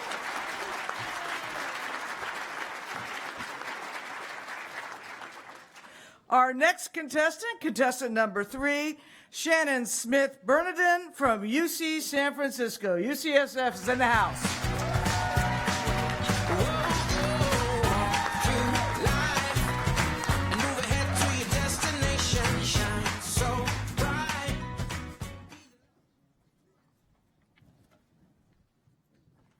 Emergency department overcrowding is a significant concern across the United States. Every year in this country of 320 million people, there are over 136 million emergency department visits. And every year, this number of emergency department visits, or ED visits, increases, while the number of available beds actually drops, increasing wait times, increasing the risk for disability and death. My health services research investigates a reality that directly impacts emergency department overcrowding: the care for alcohol intoxication. Did you know that up to 40% of people in the emergency department are intoxicated on alcohol? For those with only alcohol intoxication and no other medical need, this costs the healthcare system over $900 million annually. And for those with only alcohol intoxication, they don't need the costly, comprehensive services found in an emergency department. In response to this, many cities and counties have created an ingenious, rather simple service to more appropriately care for those intoxicated: sobering centers. So what is a sobering center? It's like the urgent care for alcohol. Clients are provided a bed to rest in, vital sign monitoring, food, electrolytes, and are given what emergency departments just do not have enough of: time. There are over 20 sobering programs across this country and dozens more cities and counties looking to open sobering centers, yet there's absolutely no research on the safety or cost efficiency of these services. My research investigates the San Francisco Sobering Center, a nurse-led program initiated in 2003 through the collaboration of over 50 local stakeholders. In the 8 years of analysis, there are over 30,000 encounters at the Sobering Center. Individuals brought in by ambulances, the police department, outreach workers, and directly from emergency departments. Importantly, over 11,000 of these encounters were brought in by ambulance, directly impacting ED overcrowding.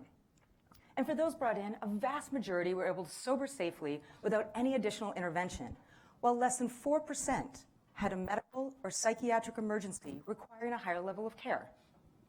The cost savings for this service is significant. Looking only at those brought in by ambulance, the Sobering Center was able to save the city over $3.5 million. This was due to the cost of the Sobering Center being less than half that at the emergency department. Alcohol intoxication is not going away anytime soon. My first-of-its-kind research has been able to show that sobering centers can be a safe, lower-cost alternative to the emergency department. And importantly, I'm investigating the populations of individuals who utilize any service for public intoxication to more appropriately influence health and emergency service policy across this country. Thank you.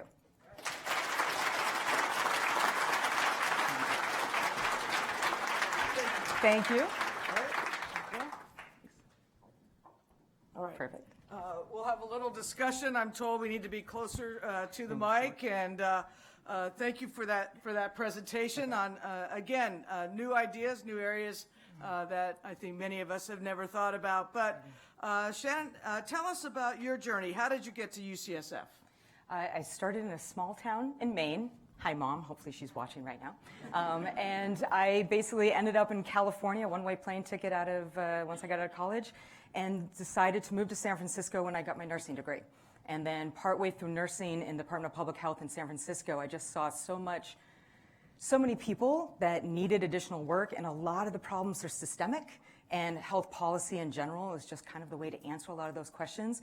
And UCSF has a health policy program directed at nurses, and it was the perfect fit. And here you are, and here I am. And no more Maine winters. No. The rainy season's good enough. The rainy season. That was enough. As you can tell, I love introducing our students in terms of their greater interests. When you're not focused on health policy and healthcare delivery, what do you like to do in your spare time?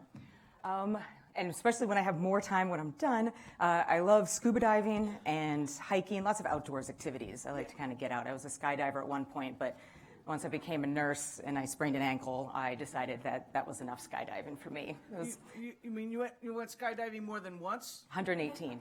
You went 118? I own my own parachute, so. Well, clearly it works. Yes.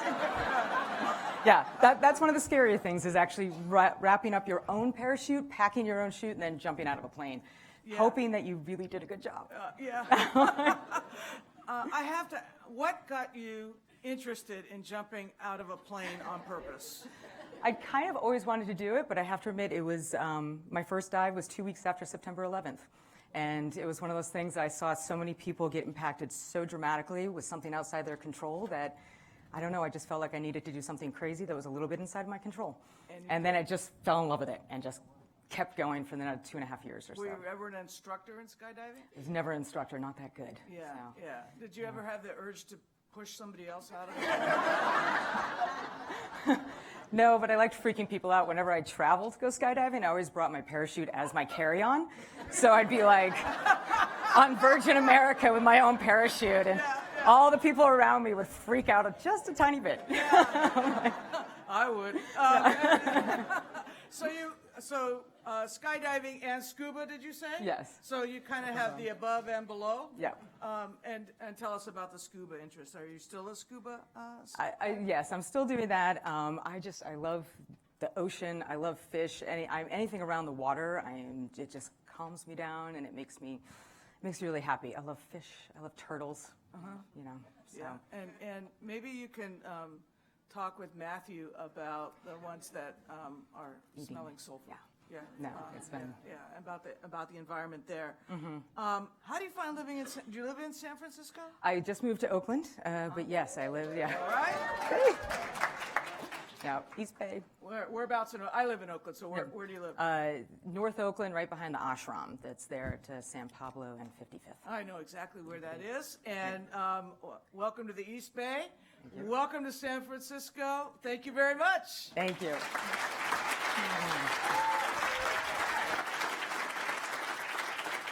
Thank you, Shannon.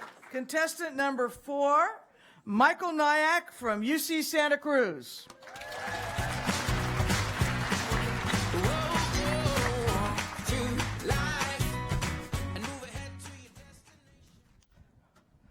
All right, this is the only slide you're going to see from me today, and that's because for the talk I'd like to give you today, I'd like us to try to use our imaginations a little bit. Now, the president spoke earlier about a moonshot. Today, I'd like to talk to you about a star shot. I'm a planetary scientist. I'm studying stars and planets in faraway solar systems, and maybe the only thing that they have in common is that they're very different from ours. So let's take the particular case of planetary orbits. Now, in our solar system, the planets hum along in pretty quiet and predictable orbits, and the reason for that is distance. Our nearest neighbors, Venus and Mars, are so far away from us that their orbits can't possibly disturb our own. But today I'd like to talk to you about a star system called Kepler-32, where that's most definitely not the case. So if my arm span is the distance between our sun and its nearest planet, Mercury, here's the distance between Kepler-32 and its closest planet. In fact, there are 5 planets jammed into this distance. So that's a lot of mass moving really close to a lot of other mass, and it creates an intensely tangled mathematical nightmare. I could tell you that, but let's try to visualize that a little bit better. What would that look and feel like? Imagine if Mars were so close to Earth that we could watch it rise and set in our sky 8 times a day. Now that mass would be a constant forcing function on the orbit of our moon, trying to kick it out of Earth orbit, even out of the solar system. Think of Mars in that case as being like that bully in middle school that's trying to kick you off the playground. That's pretty much what's happening at Kepler-32, except we have 5 playground bullies, and they're fighting each other for dominance.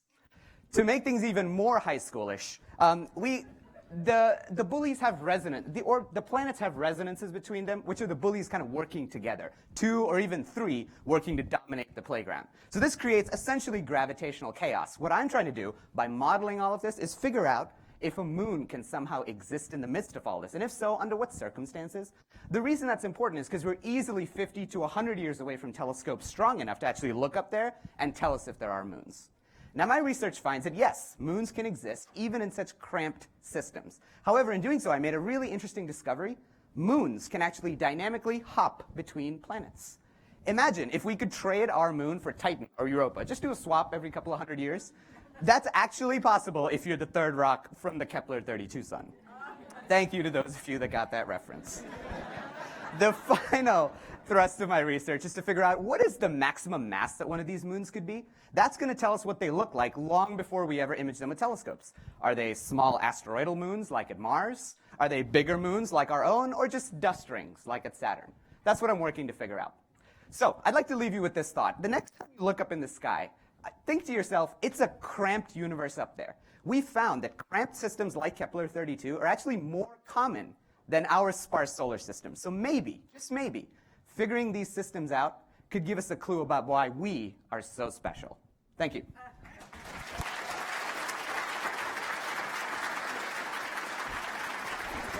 Thank you.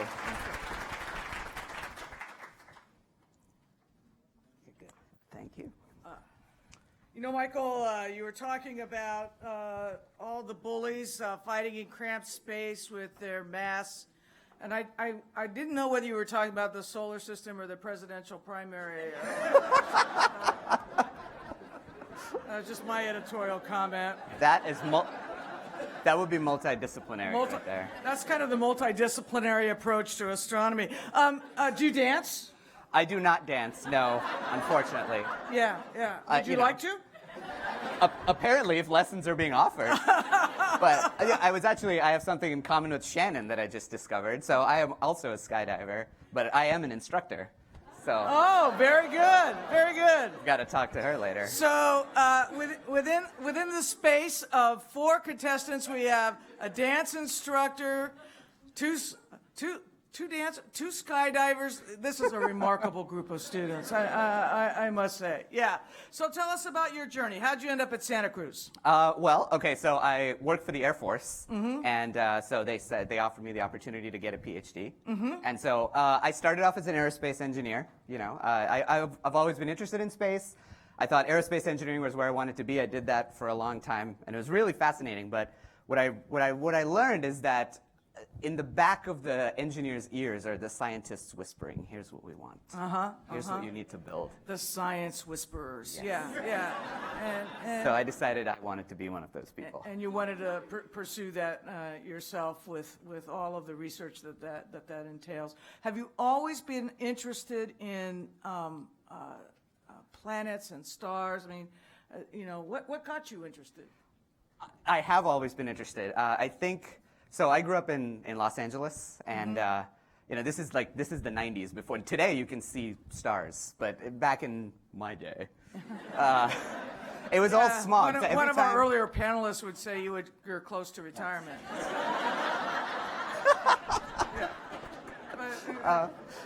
Fair point. But no, so every time I look up and I would see a star, I would watch it for a while, and it would turn out to just be a plane on approach to LAX. Right. Just from there, I don't know, I was just always interested in stars and space. Mhm. And so it grew from there, Mhm. and then I moved to Florida, which I could see the night sky again. Right. But that's when I went to engineering school. Right. And then I joined the Air Force, and I got to work in space, and it's continued to fascinate me. Right. Ever since. And prompted your research. Do you have a favorite movie about space? Yes, I do. Star Wars. No. But there's a scientific reason why. It's not just the cool costumes. No, because so Star Wars, I think, inspired a generation. My dad knew absolutely nothing about space, couldn't have cared less, watched Star Wars and was like, Yeah. okay, well, cool. Yeah. So, I mean, my point is that it has the power to reach out and inspire new people. So I love Star Wars. Yeah. The first one or all of them? 4, 5, and 6, and the new one. The new one, yeah. It's not the bad. New one. It's Yeah, not bad. yeah. Well, we're looking forward to the next iteration of the Star Wars chronology. But in the meantime, thank you very much for being here. Thank you very much. Congratulations. Appreciate it.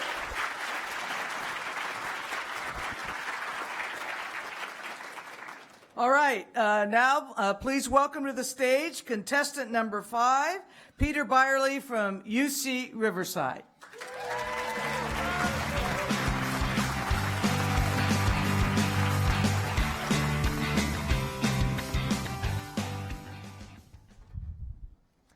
Hi, everybody. My name is Peter, and I work with electronics. So there's this concept in electronics called processing power, which is basically how quickly can your electronic device go through a series of lines of code to run the software that you want it to run, essentially to do the cool things that you want it to do every day. Now, if you look throughout recent history, in 1985, there was something called the Cray 2 supercomputer. This was the fastest computer on Earth at the time. It was $32 million and about the size of a washing machine. Fast forward to 2011, and you have the iPhone 4. This was $200 with contract and fits in the palm of your hand. Now, the thing I want you to take away from this is that these two things actually have the same processing power, meaning they have the ability to do these same things.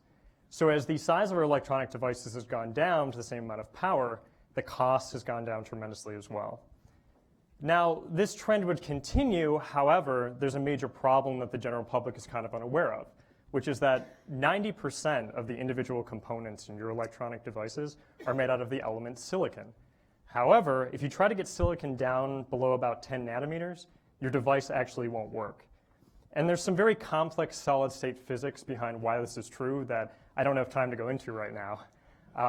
But if you look at companies like IBM or Intel, they're actually moving away from using the element silicon to want to use new materials instead. So in my lab, we're a little bit ahead of the game, and we use new materials that are 2D, essentially flat, like graphene, to build real working devices that are versatile and flexible for the next coming age of electronics. These materials are about 1 nanometer in height, a tenth of what silicon could ever be. They have better electrical performance and will eventually be cheaper than the silicon counterpart. As an analogy, imagine you're running a business and you need 10 people to do the same job. These guys are generally unproductive, unhappy people. That's your silicon-based model.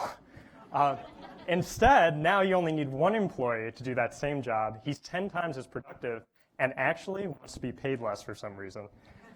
That's your graphene-based model. So you can see the difference here is very significant. We actually have to get over this 10 nanometer barrier if we want to keep making the things that we care about better. Whether it's more efficient solar panels and renewable energy, better technology for helping the third world, the next age of space exploration, or even new biomedical devices like this one on the bottom right, made out of graphene, that actually monitors your blood sugar in real time, potentially protecting the lives of the 400 million people across the world that have diabetes, more than the entire population of the United States. So as Elon Musk, the CEO of SpaceX and Tesla Motors, says, if something is important enough, you do it. And hopefully today I've convinced you that shifting to these new materials is important enough for you to support.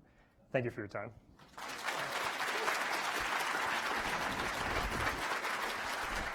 Thanks very much. Oh. Yeah. Okay. Cool. Yeah. Thank you. Okay. Come on over here by the microphone, and I will grill you. Yeah. Tell us, how did you get to Riverside? What's your journey? Right. So my path is a little bit nonlinear, but mostly academic. In undergrad, I actually went to the University at Buffalo, and I went for environmental engineering. And I actually worked with algae and like eutrophic lakes and hazardous waste management. But I kind of got sick of actually cleaning up other people's messes, to be honest. And I wanted to get, there's nothing wrong with environmental engineering, of course, but I wanted to work more with renewable energy and get a focus in that. So they kind of advised me to apply for a combined program of chemical and environmental, and UCR has one. So I decided to apply for UCR and got in, and now I work in nanotechnology. Oh, that's great. And so you come to California from Buffalo. We have someone from Maine. We have Staten Island. I'm getting a trend here. Yeah, right. Speaking of trends, do you dance? No, I'm not going to pretend that I do. You don't? Yeah. Okay. Yeah. All right. And what do you like to do when you're not experimenting with new materials? Yeah, so I'm kind of all over the place, I guess. I have a certification in sailing, actually. I hike a lot. I'm also the sustainability liaison for a graduate student association, so I help the school make the school more sustainable. Yeah, and I just go see movies and try to be a normal person sometimes. So. You try to be normal sometimes. Yeah, yeah. We try. And are you still sailing? Do you still have that chance? Not out here, just because the hobby became so expensive. Yeah. Yeah. Well, and right. Riverside. Riverside is interesting to me because I've never actually seen a river there. Yeah. So I don't know where that name came from. And the team name are the Highlanders. And I've never actually seen anyone wear a kilt there. Yep. So I just wonder where all of that came from. Yeah, actually, I saw Jerry Seinfeld actually in Riverside at the Fox Theater, and he made the joke, one of the lamest jokes I've ever heard. He said, sorry, Jerry Seinfeld, but he's like, he said, oh, well, now I'm in Riverside, the place where the river is on the side. And like everyone laughed, and I was just like, that's just because it's Jerry Seinfeld, Right. Like that's. I feel like there are things you have to do. Right. Laugh at lame Jerry Seinfeld jokes. Yeah. Right. Right. So. What's your favorite movie? Oh, my favorite movie, probably It's a Beautiful Life, probably. Yeah. Roberto Benigni? Yeah, that's a great movie. Yeah. Has everybody seen that movie, by the way? Yeah, you should. If you haven't, you should, and for a lot of different reasons. So we wish you all the best, and hopefully when you go back to Riverside, you can find the river. Yeah. Thank you. Thanks a lot. Yeah. Thank you.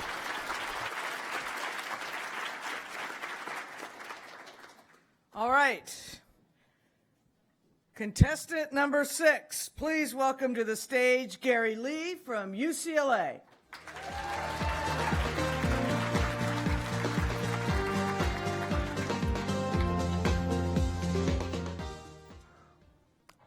To send humans to Mars, we need a revolutionary rocket technology. This is the Saturn V rocket that launched astronauts to the moon.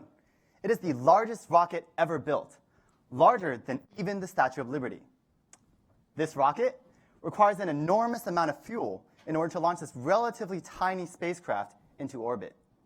And from there, it requires even more fuel to get this spacecraft to the moon. As you can see, traditional rocket technology is not very fuel efficient.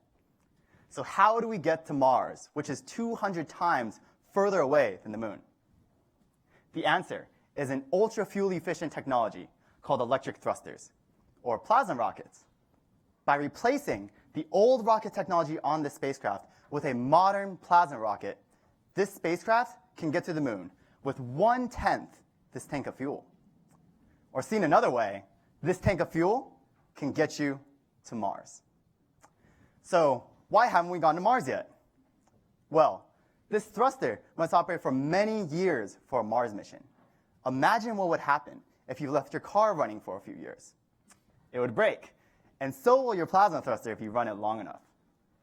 So what's the solution? Make sure it doesn't break. To do this, we have to understand how a plasma thruster works. The thruster creates a plasma, which is a soup of positive particles called ions and negative particles called electrons. These ions are shot out the back of the thruster, pushing your spacecraft forward. Simple enough, right?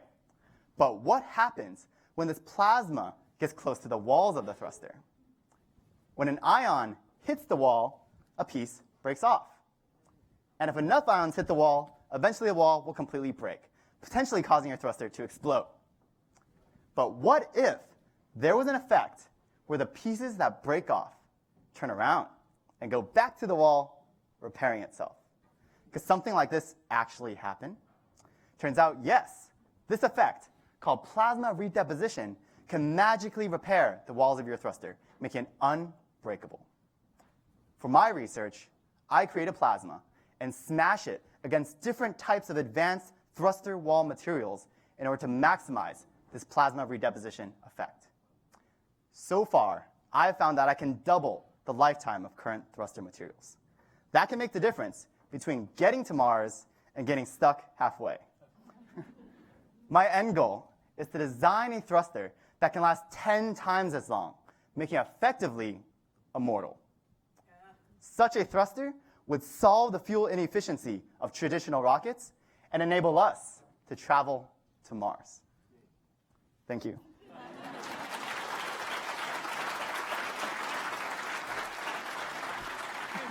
Thank you. All right.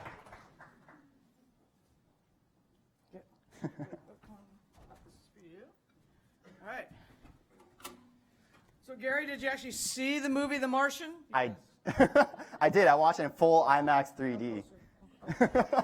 You saw it in Too 3D? close. Yeah? Yeah, it was great.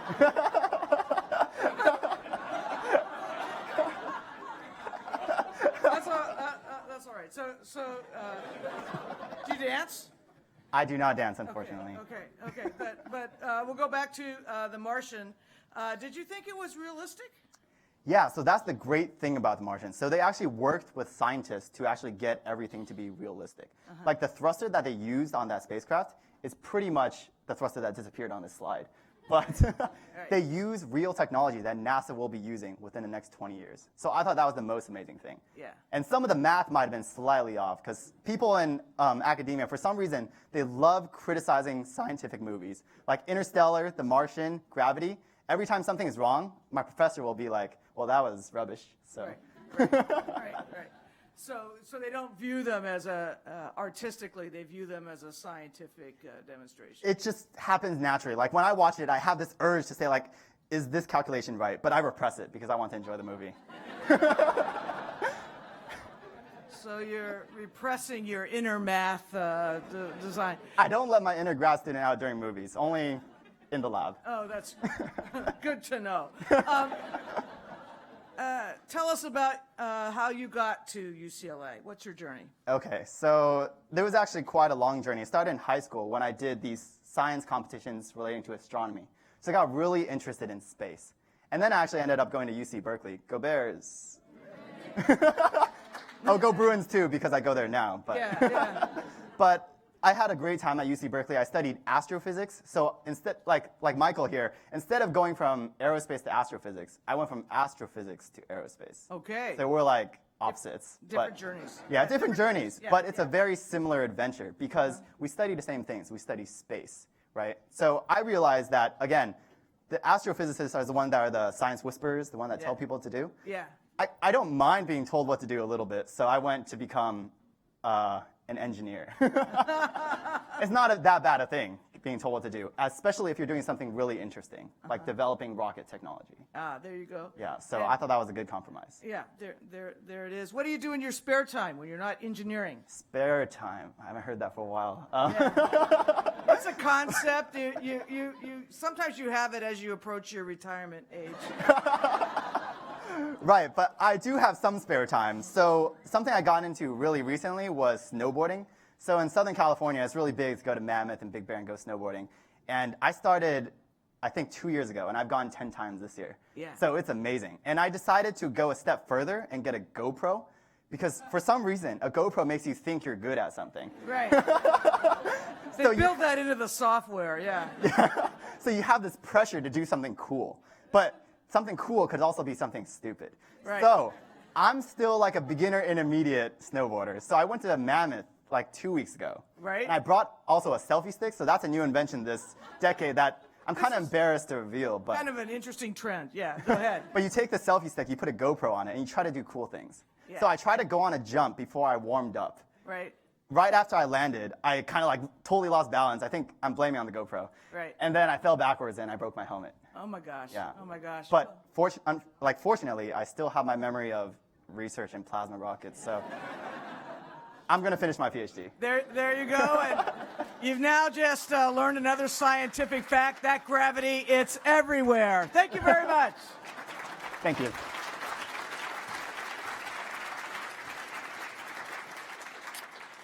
All right, contestant number 7, please welcome to the stage Kelsey Sakimoto from UC Berkeley.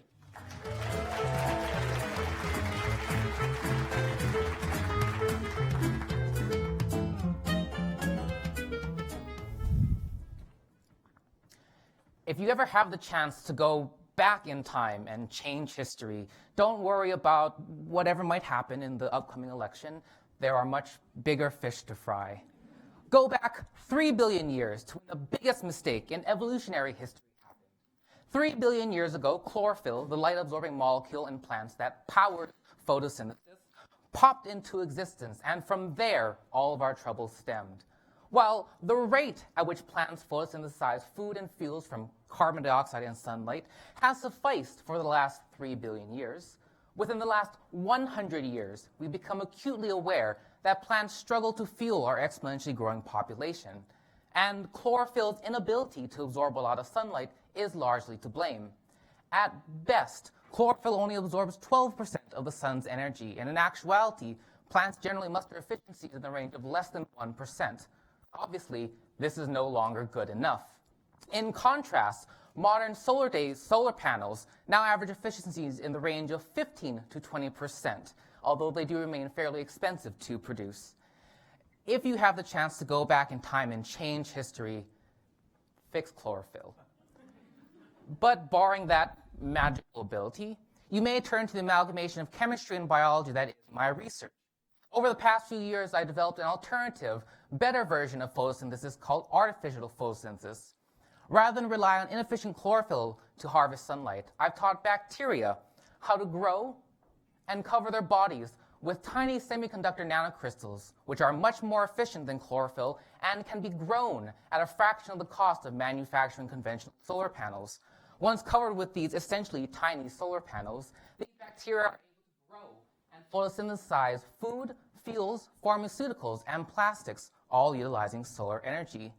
These bacteria already outperform natural photosynthesis, and as I teach them to grow different types of solar panels, these bacteria's efficiencies are only expected to go higher. These cyborg bacteria, this combination of chemistry and biology, living and non-living, serves as the first step in a revised, alternative, and arguably better evolutionary history, one in which we are not limited by chlorophyll's inefficiencies, and one that will allow us to grow and evolve for many generations to come. With the power to wield both chemistry and biology in tandem to redress historical and evolutionary missteps, the question now becomes, what do we fix next? Thank you.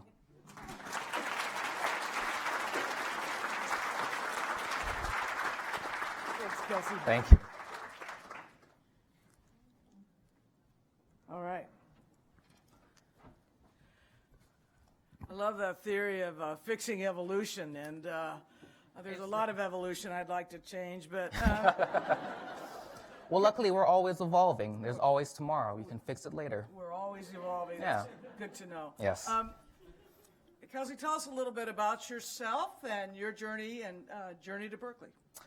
So my interest in chemistry, as for many people, stemmed from childhood. And as a child, I spent a lot of time by myself playing with Legos, as many scientists do. And that system of this modular approach where you have rules and building blocks to make more complicated structures is what chemistry is about.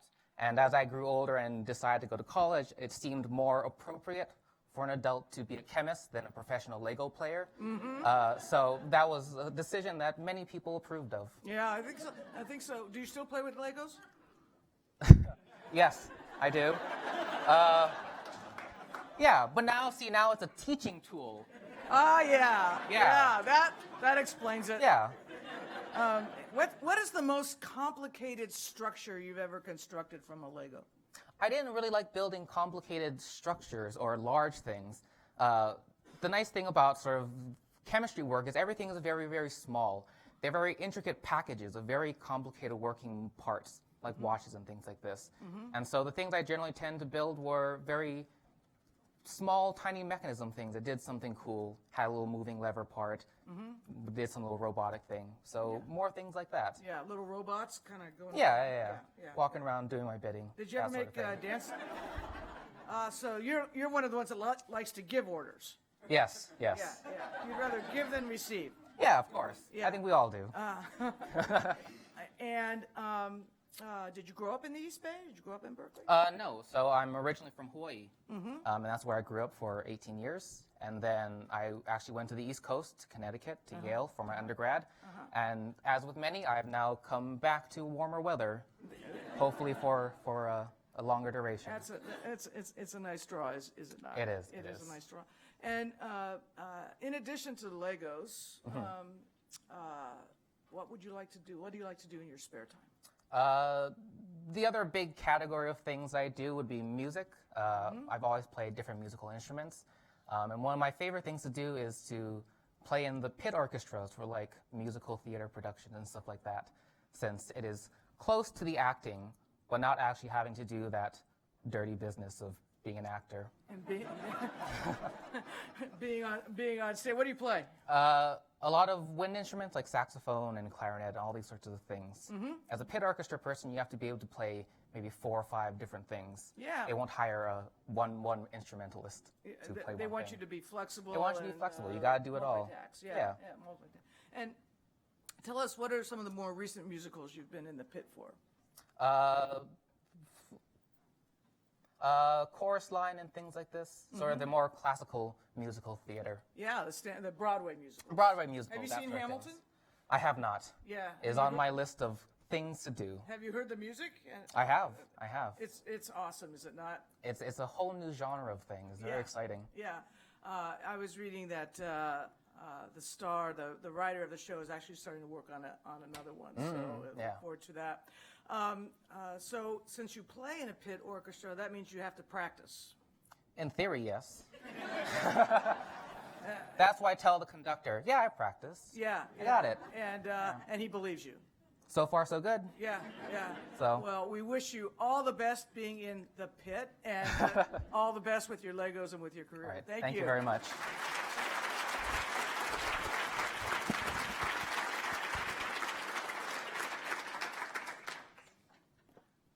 I used to play the clarinet, so I understand the whole woodwind thing.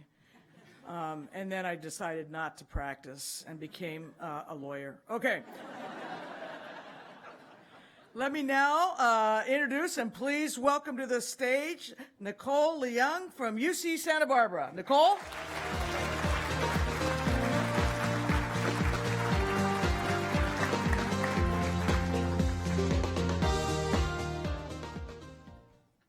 Sleep is essential for our health and survival, yet too many of us are not getting enough of it.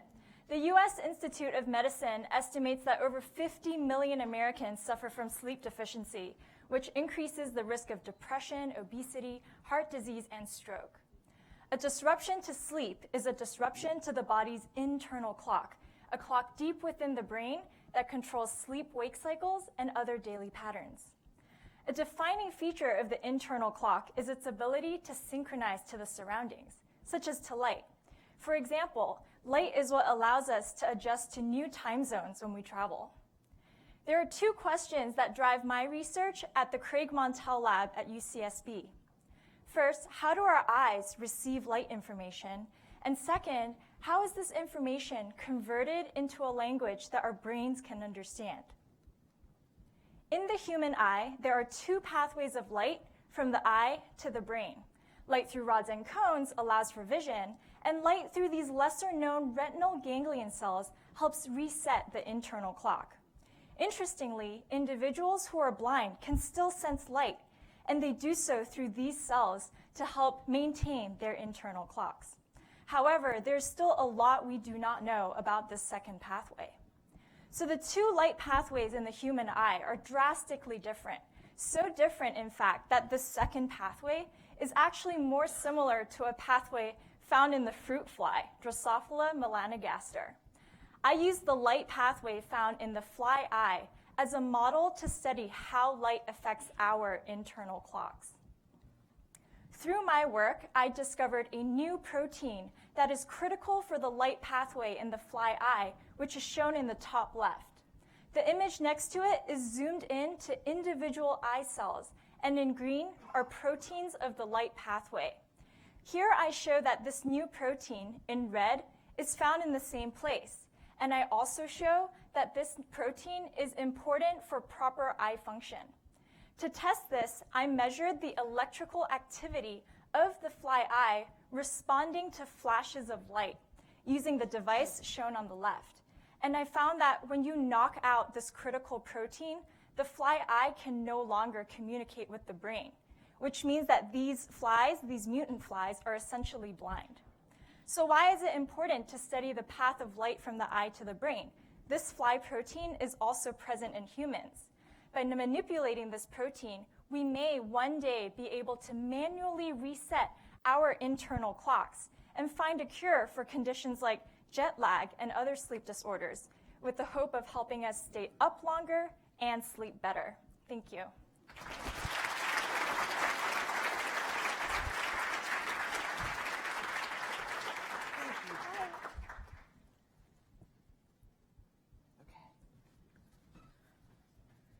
Well, thank you, and I think a lot of us can empathize with the sleep deprivation part of your presentation. Tell us about your journey to UCSB. How'd you get there? Yeah, so actually, I grew up in Hong Kong. My family is still there, so hi, family. I was there for 15 years, and then I went to boarding school in Connecticut. I went to Choate Rosemary Hall. It was too cold for me, so I moved. Again, the weather theme is popping up.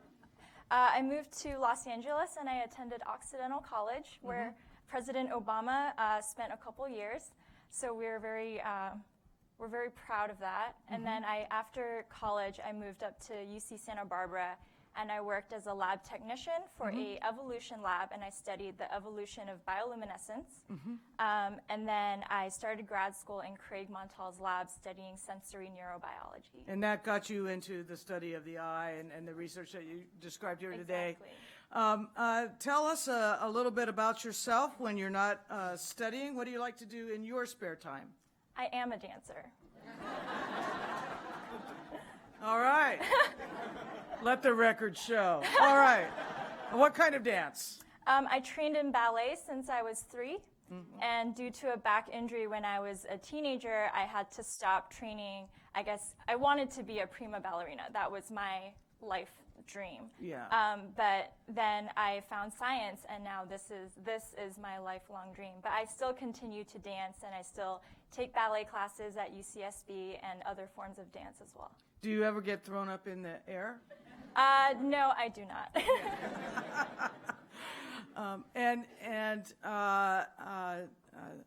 At Santa Barbara, you're studying the eye. Where do you see yourself in, say, 5 or 6 years, 10 years? What are your goals? I definitely very passionate about research. So whether I stay in academia or I find a job in industry, I think basic science research is going to be my priority.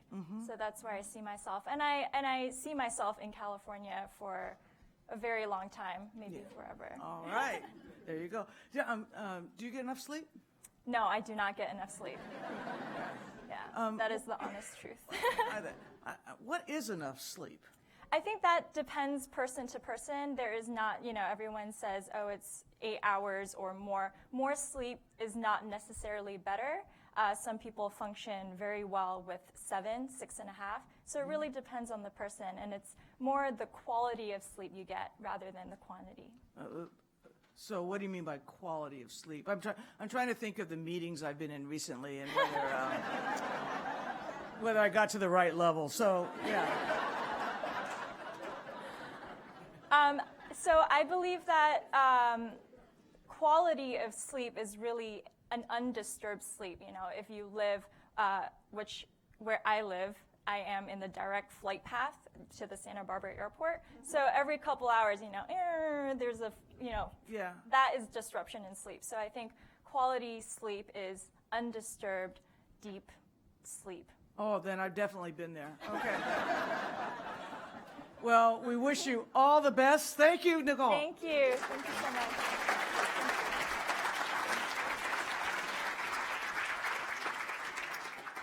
All right.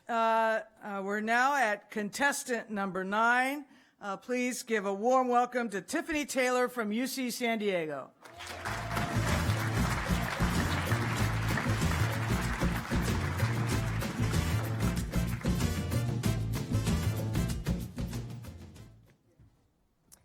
Every year, about 18,000 adults in America are diagnosed with a brain tumor called glioma. And almost the exact number of people die from this disease each year. Now, gliomas are extremely difficult to treat because of therapeutic resistance, or as I like to call it, the yo-yo effect, which means that when these tumors are hit with chemotherapy or radiation, they go away, but then they come back. They're hit again with an aggressive therapy, and they go away, but then they come back. And this cycle of tumor recovery continues until loss of life. Now, the goal of many therapies used against gliomas is to hit a single target to cause tumor death. But this approach is only effective temporarily because gliomas are mosaics of cells that can be genetically very different. So in response to a single target-based therapy, tumor recovery will also be very different. So there is a great need to extend the current treatment strategies to include more effective combination therapies that are specific to how gliomas recover. And so this is what my research in the Funari lab at UCSD addresses. I, like a CIA agent gathering intel, have identified different ways that gliomas can recover from a single target-based therapy called anti-EGFR, where the target EGFR is commonly found in gliomas. And so using a tumor model in my lab that reproduces the yo-yo effect that I described earlier, treatment with anti-EGFR eliminates the EGFR expressing cells from the tumors, resulting in tumor shrinkage to almost nothing. But then after a period of time, these tumors recover. And so these returning tumors have different genetic profiles. And so I use these genetic differences to identify how they reemerged. And so what I found is that one way is through a new leader gene that can compensate for loss of EGFR and promote tumor growth. A second way involves a driver gene that promotes tumor growth as part of a team with some less dominant passenger genes. And in a third way, when no single gene could be identified as responsible, what was evident was a predominant tumor behavior that was established as the cause. So the ability to repair damage that was inflicted by treatment with anti-EGFR. And so these are only a few of the ways identified, but what I hope that you can appreciate is that now with this central intel on how gliomas recover, a clinician can then match the follow-up treatment to the individual tumors to more effectively kill these tumors, so that now the recovery we see are the people battling this disease every day. Thank you.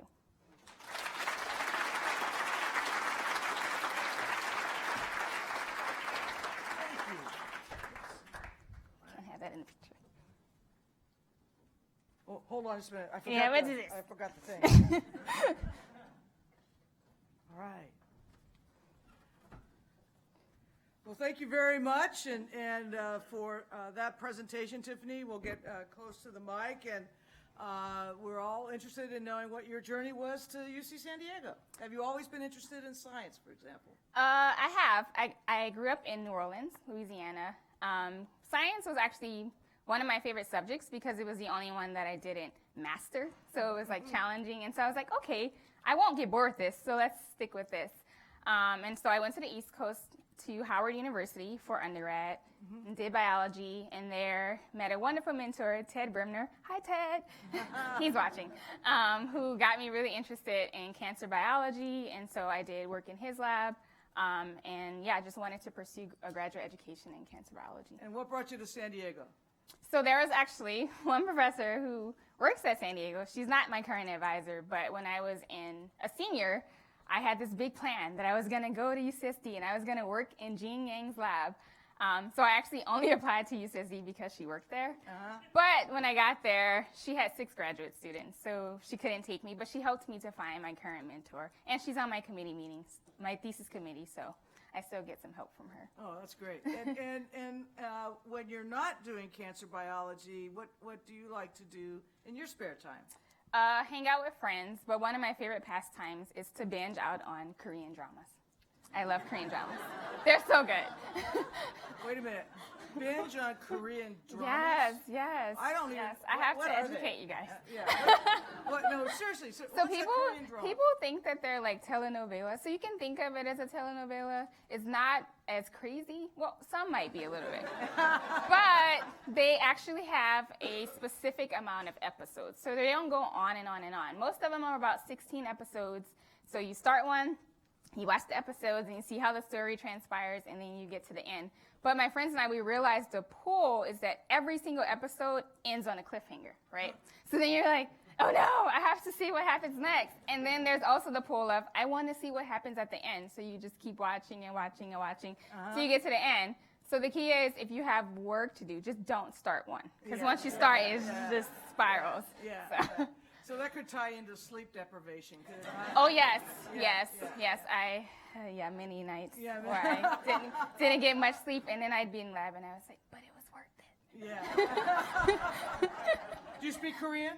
Chogumyo. That means a little. Yeah, a little? Okay. Yeah. I'm just, so how do you go from New Orleans to Korean dramas? My best friend, hopefully she's watching, she's a biology teacher, so she spent one winter break at San Diego at school. All of us were gone. She went on Hulu looking for romantic comedies, typed it in, and then these Korean dramas came up. And so she got binged out on it. And so when I came back, she was like, you have to watch this with me, you have to. And I was like, I don't know, maybe. I'll watch one. So we watched one episode. And then 16 episodes later. I watched like 7 the first time. She was like, oh, how did you like it? I was like, stop talking, put the next one on. So that's how. Latira Haynes, you influenced me. Well, I think we are almost to our last contestant, so we're on a cliffhanger. Yes. Anyway, thank you very much. Thank you.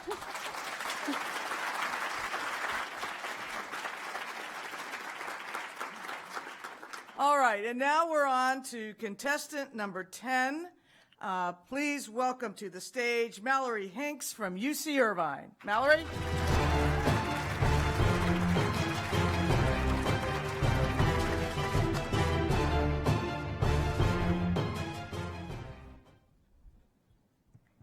Every time you take a breath, you inhale millions of tiny bits of material called aerosols. They're basically just solids and liquids that are floating around in the air, like smoke, smog, and even clouds. And there are so many of these aerosols in the atmosphere that they significantly impact global climate change, almost as much as even carbon dioxide. We know a lot about carbon dioxide, but we don't know as much about these aerosols. It's like they're a missing piece in the climate change puzzle. What we do know is that generally these aerosols have a cooling effect on the climate, but it really depends on their color, white, black, or brown. You've probably noticed that when you wear a black shirt in the sun, you get hotter than if you were wearing white. Well, I like to think of the atmosphere as the Earth's t-shirt. And if it's full of white aerosols like clouds, it'll cool the climate down. But if it's full of black aerosols like smoke, well, things are going to heat up.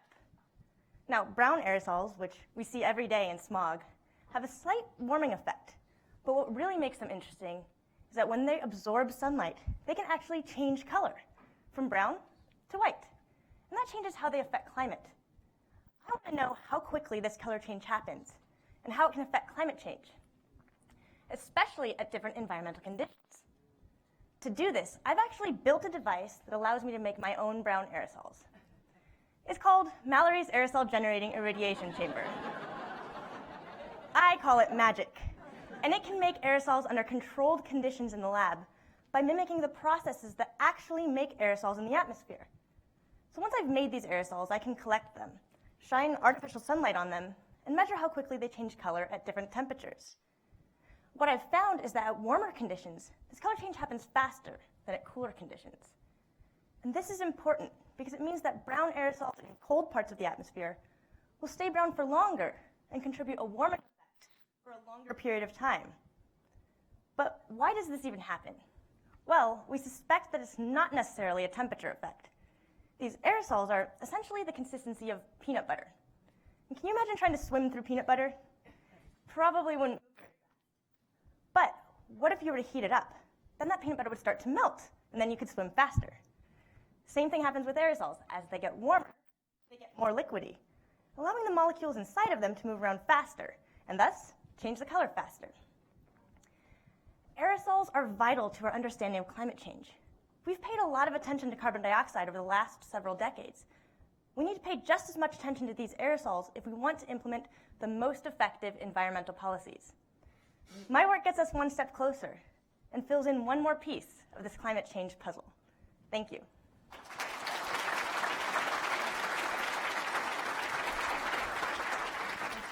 Thank you.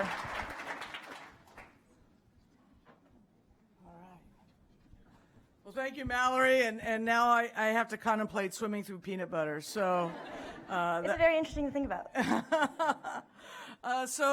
Mallory, tell us a little bit about yourself and your journey, please.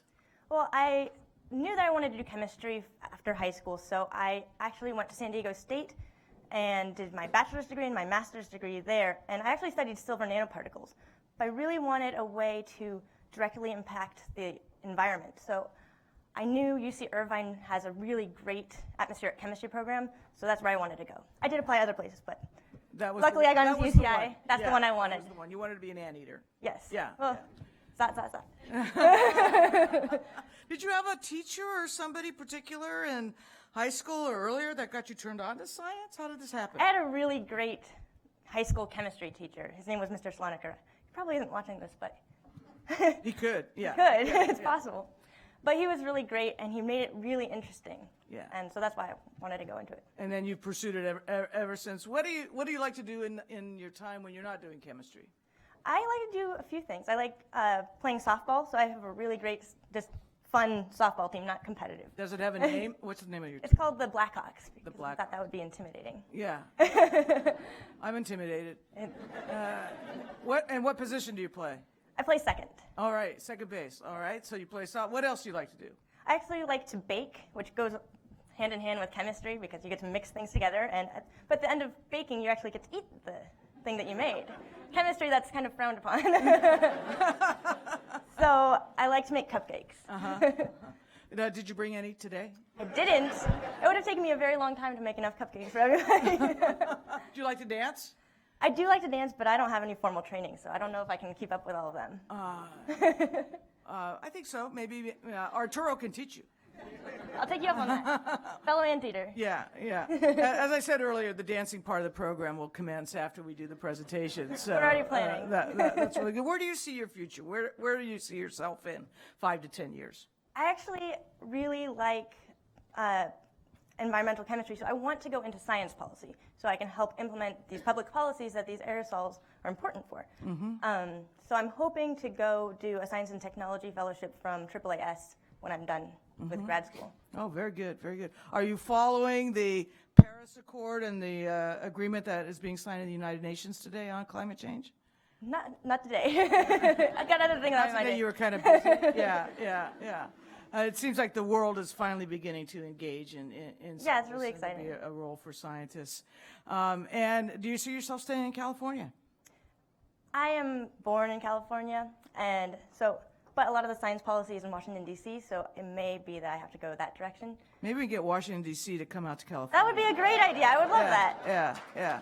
They might be able to actually do something. I'm actually very scared of the winters I've never actually had winter. So this is, that would be a very intense thing for me. Well, it's worth experimenting with every now and then. All right, well, thank you very much. Thank you.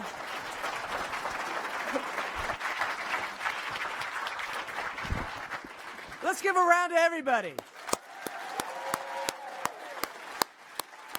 That's awesome.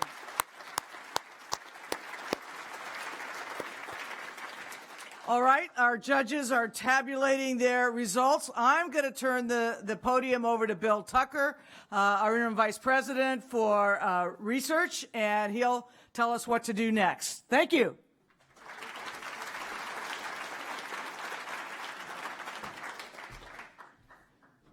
Well, thank you again. Thank you, President Napolitano, and thanks to all of the student competitors for their really outstanding presentations. That was just phenomenal again. So the grad students have shone.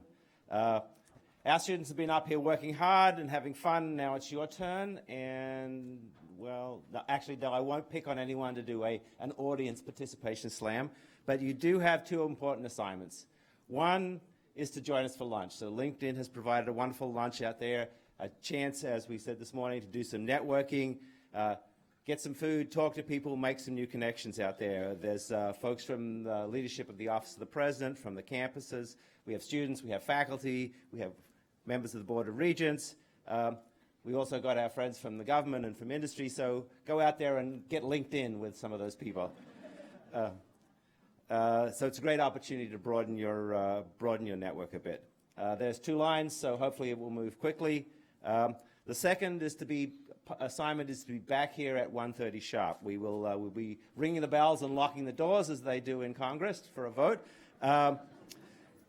President Napolitano will be crowning the winner of the Grad Slam, so please come back, show your support for all of these great students. We'll alert you a little before 1:30 to make sure you get back here in your seat. So now just please go enjoy the reception, make some new friends, and come back and enjoy the results later. Thanks so much.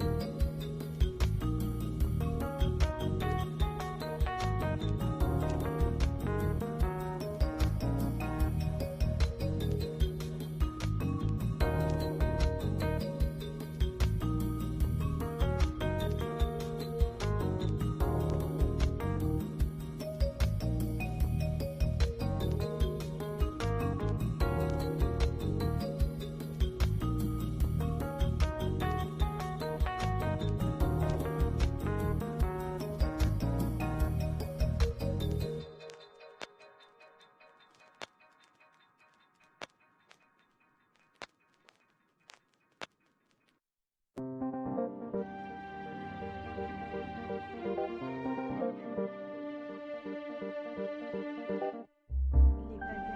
jumbo jet parti, l'aéroglisseur, le voyageur.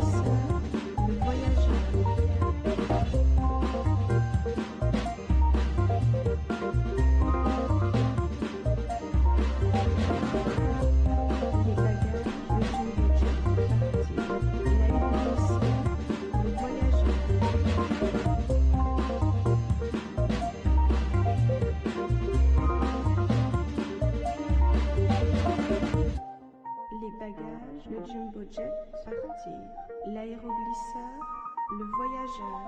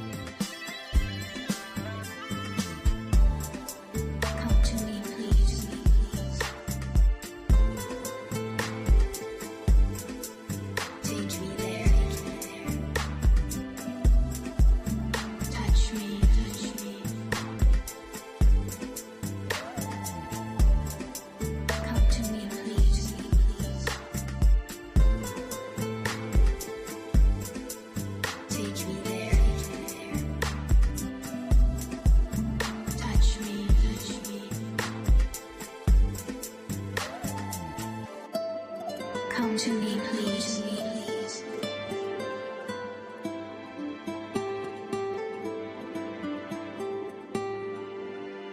Touch me, touch me.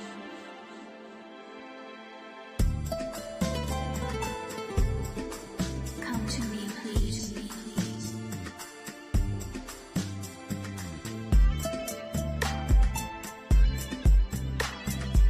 Touch me, touch me.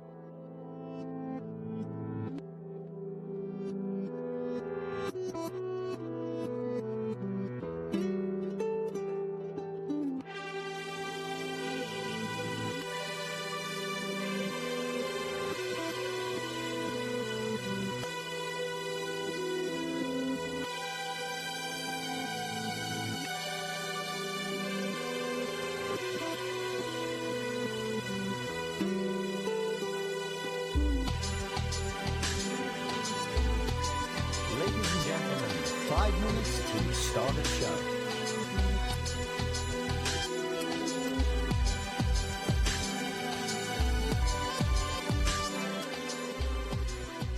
Ladies and gentlemen, 5 minutes to start of show.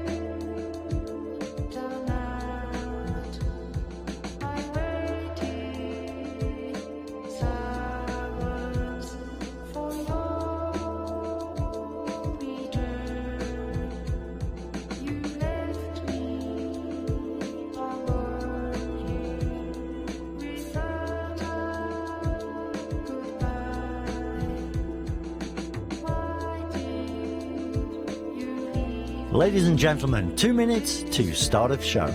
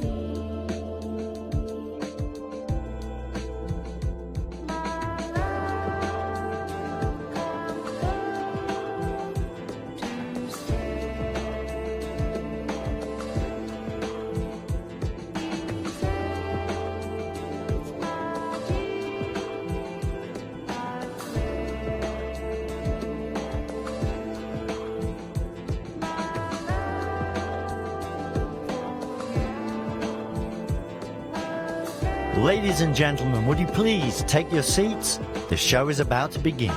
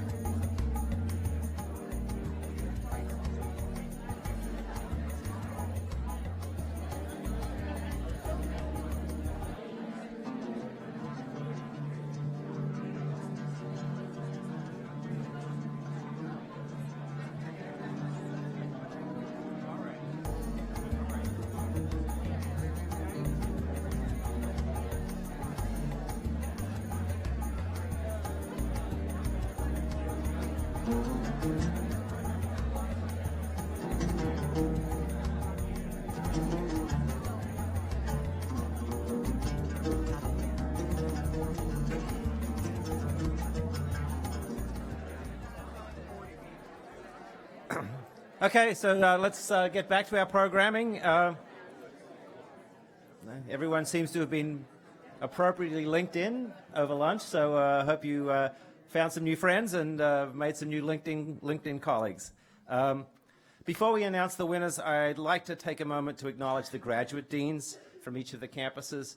You know, these individuals are responsible for leadership on behalf of the graduate division and education throughout UC. They make this day possible by holding their own Grad Slam events on each campus that resulted in the 10 finalists you saw here today. I'd like to have each of them stand as I read their names and hold your display of appreciation until we've got to the end. And we are doing this alphabetically by campus. So Fiona Doyle from UC Berkeley. Prasant Mohapatra from UC Davis. Francis Leslie from UC Irvine. Robin Garrell from UCLA. Marjorie Zatz from UC Merced. Joe Childers from UC Riverside. Kim Barrett from UC San Diego. Liz Watkins from UC San Francisco. Carol Giannetti from UC Santa Barbara. And Tyrus Miller from UC Santa Cruz. So I'd like to ask Janet to join me on stage here as we make the presentation onto the awards. We'll announce third place, second place, and then the grand prize winner who will receive the Slammy.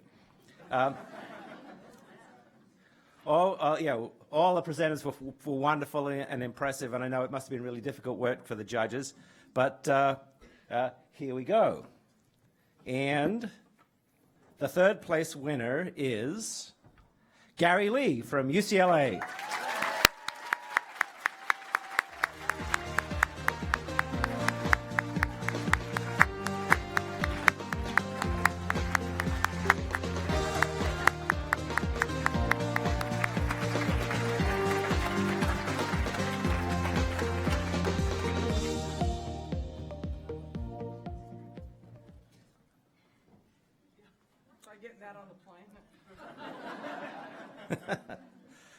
The second place goes to Mallory Hinks from UC Irvine.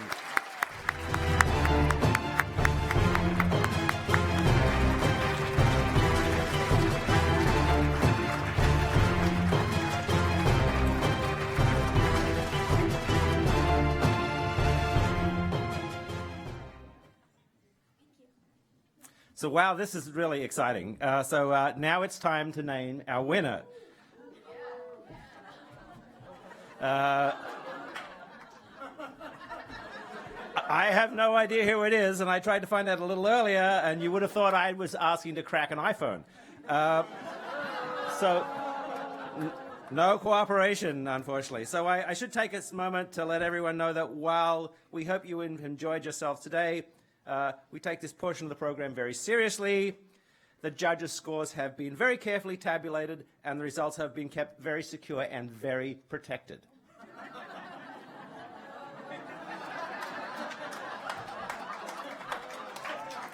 Yeah, we're talking high-level special ops security around here, and I think the president probably understands this very well. So this is not more level security. We are the not-so-secret agents because we're UC and we keep everything public and open. So, so now that I've got my security clearance, I am being presented with the envelope, which I assume has the name of our winner in it. So let me do the honors here.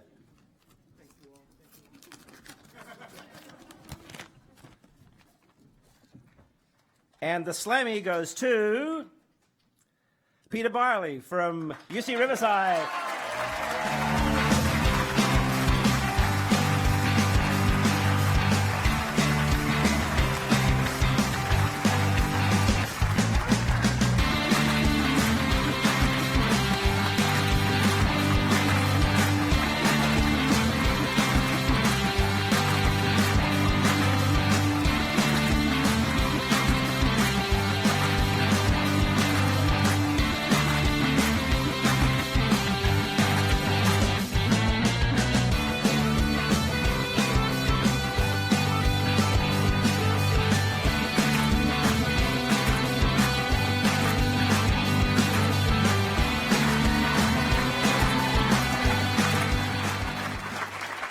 And as this is the second annual Grad Slam, we have now had the pleasure of presenting the perpetual Grad Slammy Trophy to the dean of the school with the winner. So this is for Joe Childers.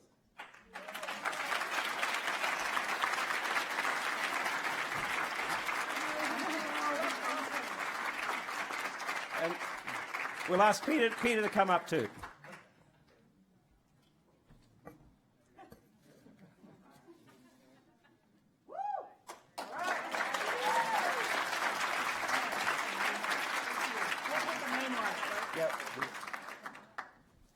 Great. So thank you all. On behalf of President Napolitano and all of us at the Office of the President, we really want to thank our wonderful partners at LinkedIn and the Bay Area Council for helping to make this day so successful. It's been a wonderful day. I think I can see the smile on everyone's faces, so that means we've done the right thing. We appreciate all the work done by so many people to make this happen. There's far too many people to name. Certainly a huge number of people working at the Office of the President from academic affairs and beyond have been involved in planning this. I really want to compliment Pamela and her team from Graduate Studies.